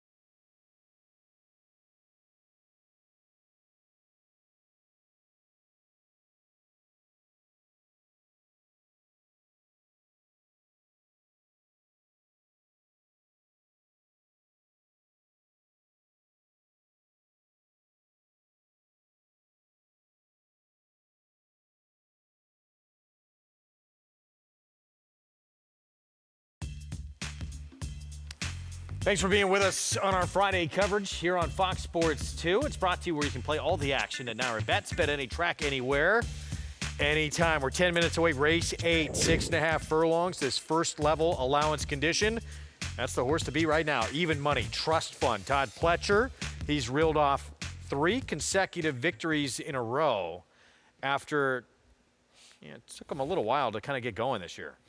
Yeah, I mean, the potential Achilles heel for him is the lack of speed in the race. And with the scratches, Cultivate may be able to get loose in the lead. Now he's a better horse than Cultivate. Cultivate has much more upside than he does, but he is the horse to beat. Let's go down to Acacia. And taking a look at the horse that is off of the layoff, it's the number 4, I Can, who is coming, Icon for Rick Dutrow returning, as this is a horse who has not run since March when in the Jimmy Winkfield behind T-Craft, and he had run in some pretty solid spots, well, stretching out, finishing 3rd in the Jerome behind Cyclone State, then last time out finishing 4th where he was chasing wide throughout and just flattening late. He was sidelined then, and he does return as a new gelding building as well. And he's been training over at Churchill Downs. I watched some of his recent workouts online, 2 and 3 back, both of those solo, and just doing it incredibly easily with his ears pricked and not even really asked. And for a horse to go as quickly as he did, 48 and 3 in both of those workouts on October 3rd and September 27th, and not have to be kind of urged along by a workmate or by his rider, I thought that was pretty impressive and really speaking to how he's doing coming back. And it shows. He looks incredibly fit. He has filled out in all the right ways now in the latter half of his 3-year-old season, and he's acting very well, calm, cool, and professional here in the paddock for his return. Very excited to see what he might do coming back, and I do think returning at this 6.5 furlongs is the right spot for him. But the horse that does have recency, who you guys were just discussing in the 5 Trust Fund, he has been in tremendous form, winning for the $30,000 back in May, and then the first level New York bred allowance and the second level New York bred allowance. So now he goes to the open 1X in this spot as he went through his New York bred conditions. He doesn't necessarily not stand up in here being a New York bred. I think it's a very logical next spot, and I think in many ways he is very much the horse to beat. He has continued to hold himself very well with racing, good muscle mass on him, everything looking good for Trust Fund, as he's quite relaxed as well. But being relaxed kind of speaks to his running style too, because as Andy touched on, he is one who just doesn't have much speed, and he just has that lackadaisical kind of demeanor here where he just kind of walks around and not really much intensity to him. So I am a touch concerned about the way that he does run and the way that he carries himself from that standpoint, seeing how this race might play out as far as tactics are concerned. But in his overall appearance and his overall recent form, he's definitely the one that you have to get around in here, Greg. And he could get the pace to run into with both the 1 and the 3 wanting to be forward. You know, even Ican, the 5 off the bench, going to be fresh. I don't know. Ican's not. Is it Ican or Icon? I don't know what it is. It doesn't matter. The 1 is the fastest horse in this race. Maybe Ricardo's very aggressive with Noda, but Noda's not as quick as Cultivate. And so Ricardo's going to really be aggressive. Now in a smaller field, maybe he's going to be. But they kind of have to play Cultivate's game, and he has the most upside. The problem is this is a much tougher field than he faced first time out. And this is a horse that was 7-1 first time out for Chad Brown. This is a seasoned group of veterans in here. It's a tough race to win second time out. He would need every bit of a pace advantage to do it. And he's no price. I think he's a ridiculous second choice here. Just that one start, it came at Saratoga, and he would need to improve significantly off that. But again, should be in front. Obviously, there's all kinds of upside. Wait, this is a tough group he's tackling. Yeah, these are seasoned veterans. I think he's a bad second choice, personally. Here he is. So Pratt looking for number 4 this afternoon. Start number 2 for Cultivate. The thing he has in his favor is he is the controlling speed on paper, and the others may have to adjust to his game. What he has against him is he's got to improve a lot to beat every single horse in this race. Including the one next door, Noda, 4-time winner, including last out gate to wire. Probably won't get to go gate to wire today. Big win off the claim for Mike Maker, who does not have great numbers, second off the claim off a win on dirt. Rick Dutrow Jr. and Icon, who was placed on the road to the Kentucky Derby on that trail. I like early Icon. On. They all went by. I like Icon. I believe he was close to fast enough earlier in the year. With routine improvement, he can be fast enough. This horse, though, has really started to come on. Trust Fund for Todd Pletcher. He's won 3 straight. He's overcome some biases in doing so. He's good, but he's also gotten fast paces in those races, and he may not get the same setup today. That's a potential problem for him. Kendrick Carmouche will be aboard, as he was since this streak started. It's been Kendrick on board for all 3 of those wins. See if he can keep things rolling along here as he moves into open company. Well, he's run his New York bred conditions, and now he can run against non-winners of 1. And it's not bad when you're in a 4-horse field with a purse of $88,000, and the second choice is a horse coming out of a maiden claiming win in his debut. It's not a bad position to be in, win or lose. 5 minutes away from this 8th. Let's go back to Acacia. Whatever. Okay. And as far as the number 3, Nota, is concerned, yes, he was able to wire the field last time out. I think he got pretty comfortable and a pretty sweet trip in there. But I will say, Ricardo Santana giving him an aggressive solo warm-up, really trying to rev his engines up a bit too. And I had commented last time, and I feel very much the same way. Same again today. He has improved since being in the care of Mike Maker, just in the way that he carries his weight, in the way that he presents himself prior to the race. So all things good for him. I just don't know if he is as good as some of the company that he's going to be facing in here. And that is, of course, the question with Cultivate as well. But he's another one that has taken a big step forward. The one I thought first time out coming in, he was a generous price of 7-1. I think in large part because he had been preparing down at Monmouth, but we saw with Chad Brown's Monmouth team, horses off extended layoffs, first-time starters in particular, those horses came to Saratoga ready to fire, and that was the case with Cultivate as well. He is a bigger bodied type of horse, and I did think first time out that he might do better with a race overall. And while he's still carrying substance and conditioning, he looks more refined second time out as well. He was forwardly placed last time, actually breaking on top. He's a horse that should be able to use his speed. It's a class test for him in here today, because while it was a high-level maiden claiming, it was still a maiden claiming that he debuted in.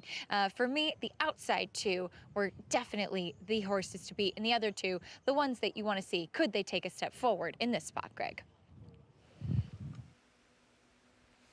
We will find out coming up. Here's Nota, was able to get loose last start, go gate to wire, and pick up the 4th win of his career, first off the claim for Mike Maker. It's going to be a lot tougher to try and do that today. Yeah, well, I mean, he's not going to have the lead unless the 1 doesn't get out of the gate, or else he's just going too fast. And he was able to get away with a very, very slow pace. You know, look at, they went 23-1, 46-2 in a final time of 122-4. So he basically had a big tactical advantage. And if he runs back to that race, he can win here. And he's got other races that are good enough, so I'm not going to say he can't win this race. He certainly can. I feel like he's kind of a last time was the time, and I think the dynamics set up differently for him here. And I also believe he's facing a tougher field. Listen, it's a 4-horse field. He can certainly win. Every one of them can win. I think Cultivate is overbet because of connections, Chad Brown and Flavien Prat. I understand this. The argument for the 1 Cultivate is that he's the controlling speed. The argument against him is this is a monumental, because not only is it a non-winners of 1 group, but you've also got Trust Fund, who's got 4 lifetime wins. There's a New York bred who gets in here because he won his New York bred conditions. As far 9-5 now. Yeah, as far as I think it's crazy that the 1 and 5 are basically the same price. Win or lose, I think the 5 is a much more likely winner. As far as this horse competed against some nice horses, and he was running races from a speed standpoint that were close enough to the favorites here. And with routine improvement, having not seen him for 7 months, for a trainer who's had decent enough numbers, 150 to 270 layoffs, 5 to 9 month layoffs on the dirt, 6 for 27, $1.93 ROI. So he's come back and they've run fine. He's 4-1. It's a generous enough price, the longest shot on the board in this field. If he improves at all off of his best races sprinting, he's going to be a big player in here. And I think at that price, he's worth a gamble. That's all. 4-1 on the returnee. Feels like a real fall day, doesn't it? It's got that fall look. It certainly did this morning. Yeah, yes. Last couple mornings. It's going to be. I think it's nice out now, though. I think it's in the 60s now. It's going to be a nice warm weekend. It's 63 now. It's going to be 64 tomorrow. 69 on Sunday. Come out and visit us, the Big A. Come by. Say hello. These are your last opportunities. Yeah, the Big A. We love the Big A. And, you know, the people who criticize the Big A are people that never come here. People that come here like it. I love it. Yep. I've said this time and time again. If you sit outside, the best views of watching a race at any racetrack I've ever been to. I mean, we sit up on the 3rd floor. We can just turn around in our chairs and the race is on, and we can see the whole race behind us. You can stand in the apron at Aqueduct. But even sitting in the seats outside, yeah, you can see the whole race.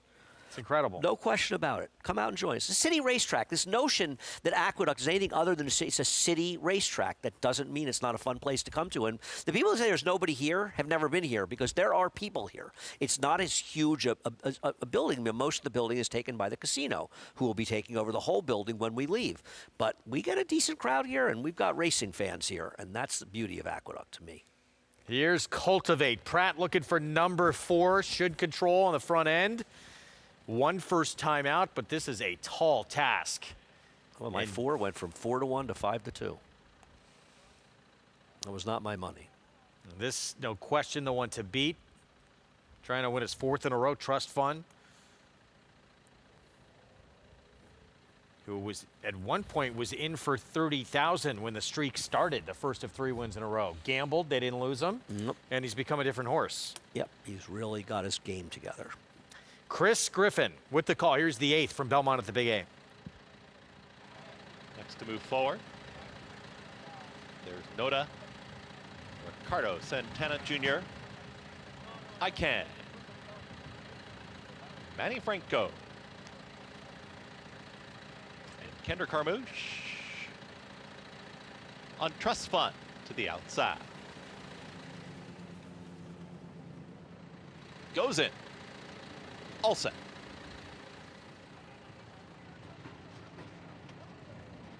A lot of movement there towards the inside. More settled. And they're off. Cultivate has early speed, and Cultivate right to the front. Trying to challenge is Noda, who's hard to keep up here. It's now Cultivate, who's up by a half length, with Noda continuing to give chase. Trust Fund doesn't want to be too far back, and I Can is the trailer. Tightly bunched here as they work up the backstretch. Cultivate is in front, just moving right along. Cultivate and Noda, they go at it 1-2. I Can is now hustled along at the rail. It's going to hold that position here with Trust Fund. Field of 4, works into the far turn, 22.61 for that opening quarter mile. Cultivate and Flavien Prat, they do it nicely. Noda is right there, is only a head back in second and ready to challenge. Trust Fund is on the move from third. I Can has lost ground, as now the trailer is in 4th, as Trust Fund is gliding right in behind the top duo.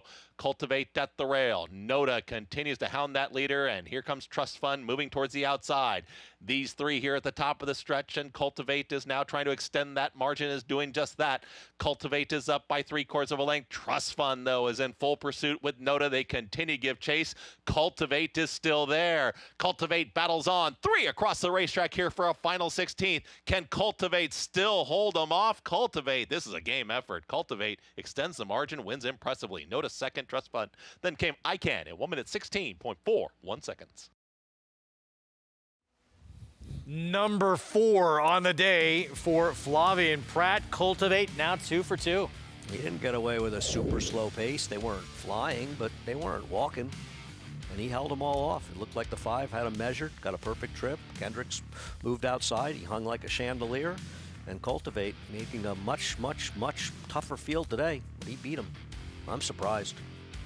I didn't like this horse at all. And beating some older horses, too. I mean, the 5 was a 4-year-old. It was a horrible gamble at 2-1, but he got away with a moderate half, and they just couldn't gain.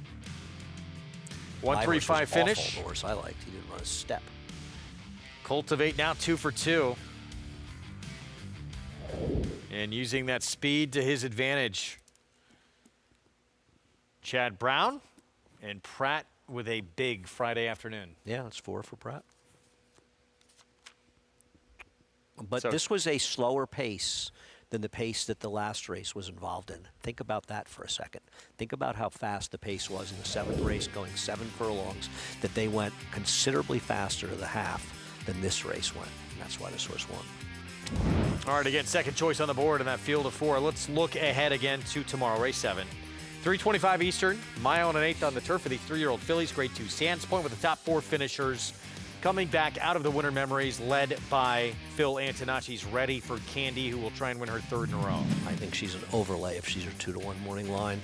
She may have won by a narrow margin in this race, but in my opinion, she ran considerably better than the horses behind her. I think she's proven to be very good, and I'm going to use Fast Market, the 2, but I think that Ready for Candy is way the horse to beat. She was impressive, and this was cutting back from a mile and an eighth win off a maiden special weight victory. But again, she had been battle tested in some really tough spots, including Group 1 company before in Canada.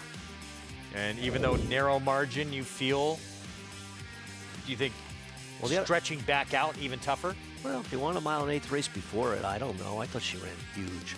She was wide. She didn't have cover. She made the first move. The other horses sucked up. And if this horse is the second choice in the morning line, I mean, it just makes her better. I mean, this horse got a delicious Shad trip. Brown filly won her debut at Monmouth. Next race, she won again. It came off the turf, but this is the turf performance that she would need to step up quite a bit. Some trip up the rail against a very weak field. Before you bet her, take a good look at the horses she was beating this day. They don't even compare to horses in this race. But not to, especially from this barn, could take a big step forward. We just saw a horse of his do that. Well, but this horse also had a significant pace advantage in the last race. And, you know, I didn't like him, but he did have an advantage. That horse has no advantage tomorrow. It's got to be better. We'll see. Maybe. Not for me, but Big maybe. Saturday coming up that starts at early, 8 a.m. Eastern with British Champions Day on Fox Sports 1. Continues over on Fox Sports 2 later in the afternoon. We have Far Hills coverage. 8 to 5:30. Non-stop action. Rev up Do that not number, miss bet it. that count. And look at what's to come for tomorrow, 104th edition of world-class steeplechasing at Far Hills. Hope you enjoyed our coverage.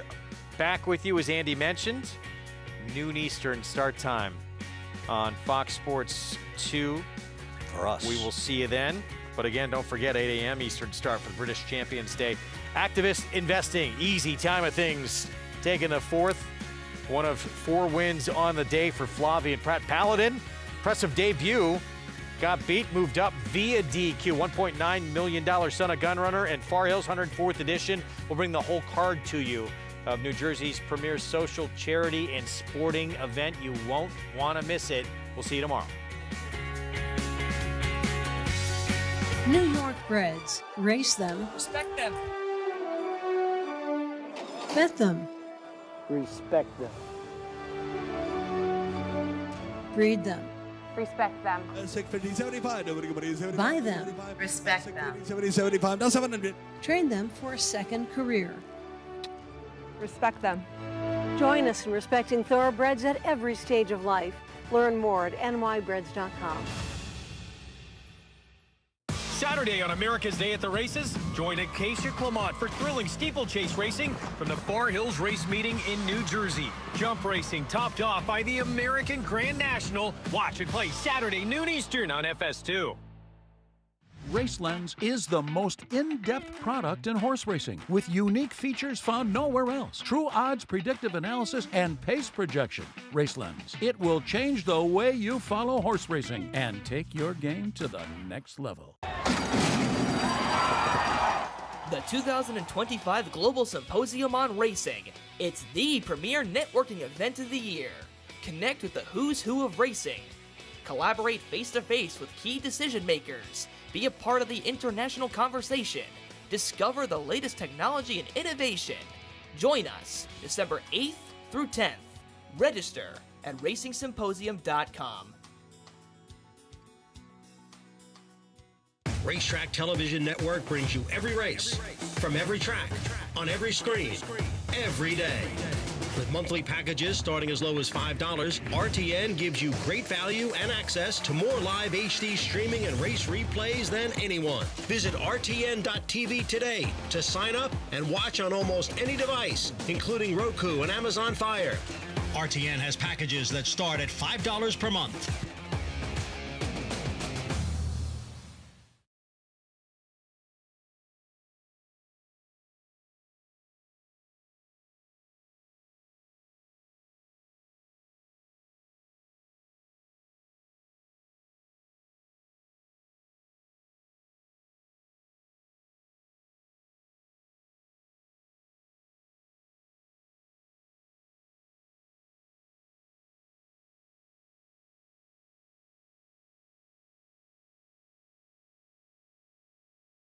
Here at the top of the stretch, and Cultivate is now trying to extend that margin, is doing just that.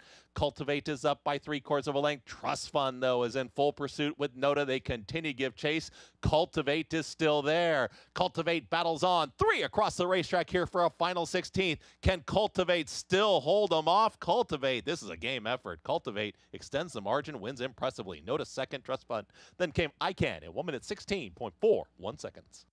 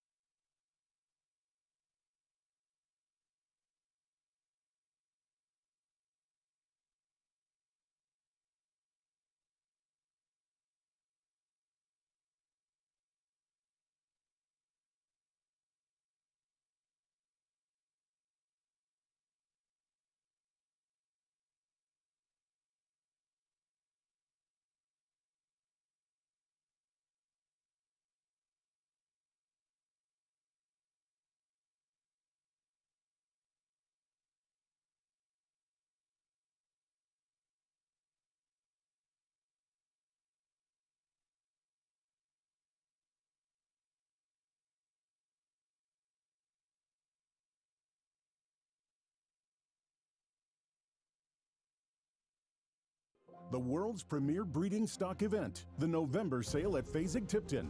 In August, Velocity scored a breakthrough victory in the Grade 1 Del Mar Oaks over a talented field of graded winners, including Thought Process, Will Then, and Forense Flavor. Lush Lips, Thought Process, Velocity won it. It was her third win in her last 4 starts, a showing that included an incredible closing kick to break her maiden at Santa Anita for her owner Eclipse Thoroughbred Partners and trainer Michael McCarthy. Austin Rose or Velocity, photo finish. A daughter of the champion Nyquist, Velocity is a half-sister to stakes-placed Open Road, out of a half-sister to the Grade 1 placed runner Fun. Her historic female family features the mighty Man o' War and Triple Crown winner Assault, with contemporary runners including champion National Treasure and Travers Stakes winner Golden Ticket. Grade 1 winner Velocity, selling this November with Blue Water Sales. Saturday on America's Day at the Races, join Acacia Clement for thrilling steeplechase racing from the Far Hills Race Meeting in New Jersey. Jump racing topped off by the American Grand National. Watch and play Saturday noon Eastern on FS2.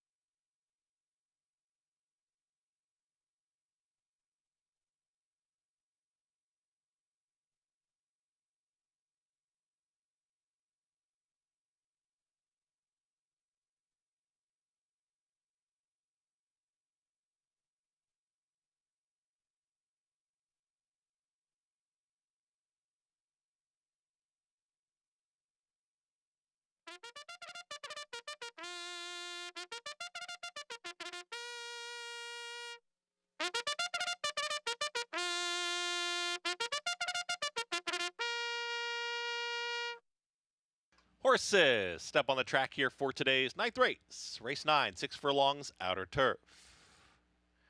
Race 9, ninth and final in 6 minutes.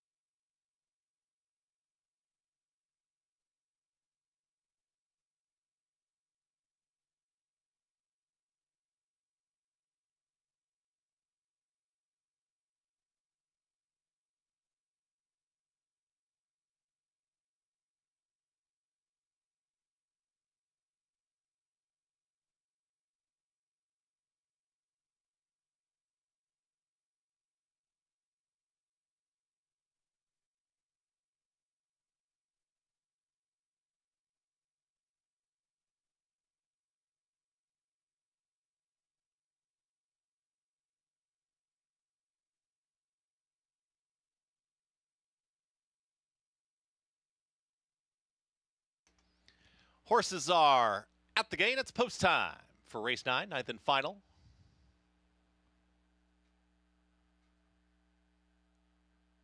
Ninth race field will move in. Nano Man.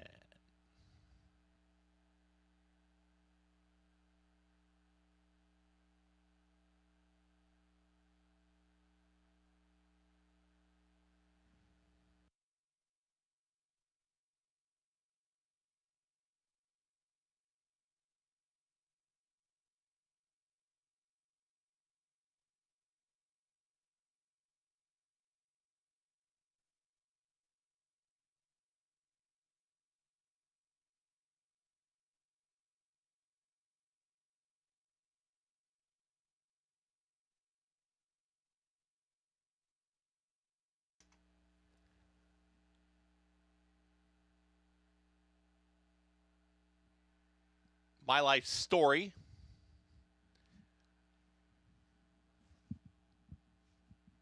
Marcus Gift, last to load to the outside.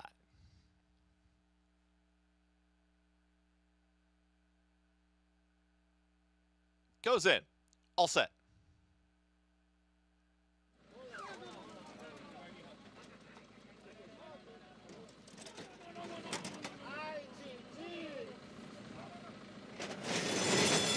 And they're off. Nano Man with early speed. Pandemic Hero is in the early mix too, and now Pandemic Hero is quickest is up by a neck. Nano Man is back to second. Moving forward, there comes Marcus Gift and Karango. They're going to be third and fourth, and they move up quickly as a pair. Just behind them in fifth, here comes Prince of Dance from off the pace, and Royal Brown is following them to the outside. Towards the back end of the field, that's Broderick. Second to last, My Life Story, and the trailer is Film Academy. 22 and 4 for the opening quarter mile for Pandemic Hero. In pursuit is Karango, and Karango is within range, and now Karango will put a nose in front. Right behind them, Nano Man, who was taken off of that early heat, now tips towards the outside, wants off the rail. Marcus Gift is trying to travel with this one as they approach the top of the lane, and the leader is Karango. Pandemic Hero comes right back to the inside and cut that corner. Here comes Nano Man, who's back for more in that green cap, and Nano Man is now pushing on by. Marcus Gift starts to rally, and My Life Story, grandstand side, looking to give practice fifth on the afternoon. It is Nano Man in front. The final 16th, Marcus Gift is ready to challenge My Life Story. Down to the line, give it to Marcus Gift in the finale. Marcus Gift won it. Then came a photo. That's Nano Man with the oncoming My Life Story. Royal Brown is in that mix too. And 1 minute 9 and 4.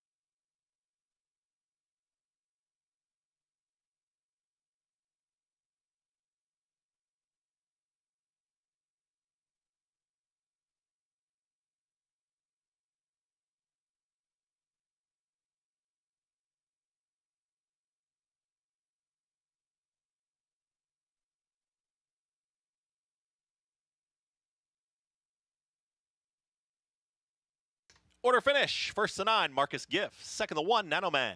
Third to 4, My Life Story. Fourth to 7, Royal Brown. 9-1-4-7 in race 9.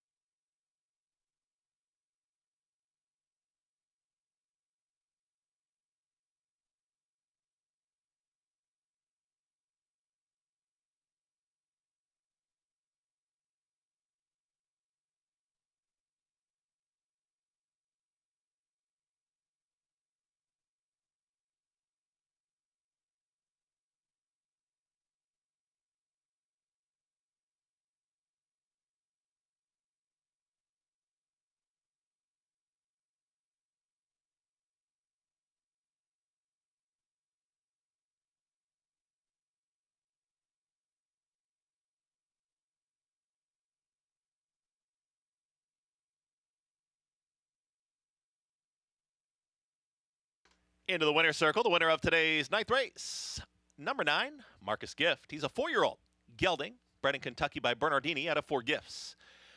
Winning owner is Penn and Bradley Racing. Winning trainer, Adrienne DeVoe. The winning jockey, Kendra Carmouche. 9-1-4-7. Running time, 1 minute 9.94. Stand by for prices when race 9 goes official.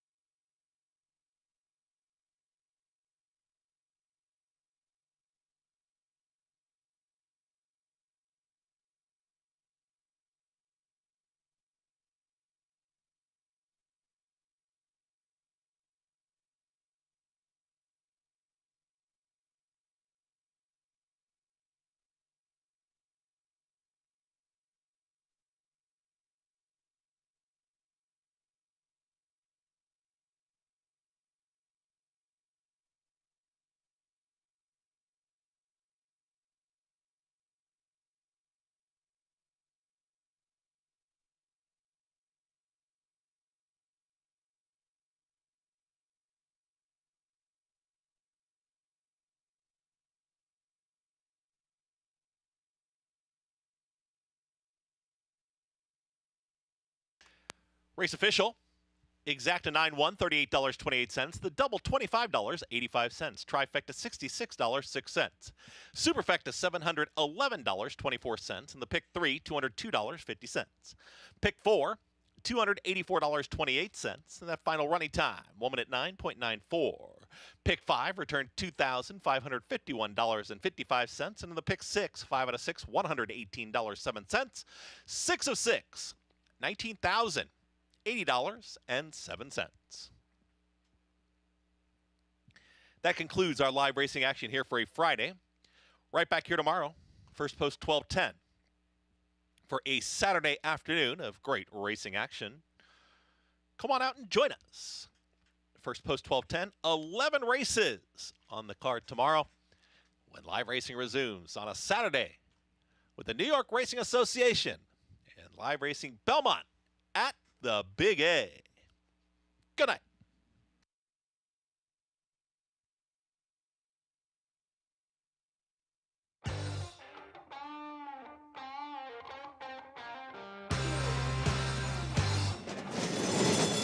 And they're off. Nanoman with early speed. Pandemic Hero is in the early mix too, and now Pandemic Hero is quickest, is up by a neck. Nanoman is back to second. Moving forward, there comes Marcus Gift and Karango. They're going to be third and fourth, and they move up quickly as a pair. Just behind them in fifth, here comes Prince of Dance from off the pace, and Royal Brown is following them to the outside. Towards the back end of the field, that's Broderick. Second to last, My Life Story, and the trailer is Film Academy.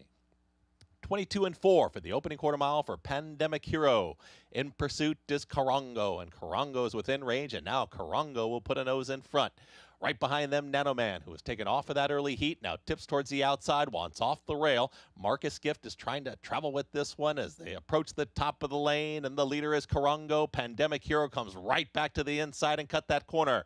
Here comes Nanoman, who's back for more in that green cap, and Nanoman is now pushing on by. Marcus Gift starts to rally, and My Life Story, grandstand side, looking to give practice fifth on the afternoon. It is Nanoman in front. The final 16th, Marcus Gift is ready to challenge My Life Story. Down to the line, give it to Marcus Gift. in the finale. Marcus Gift won it. Then came a photo that's now a man with the oncoming My Life story. Will Brown is in that mix too. And 1 minute 9 and 4.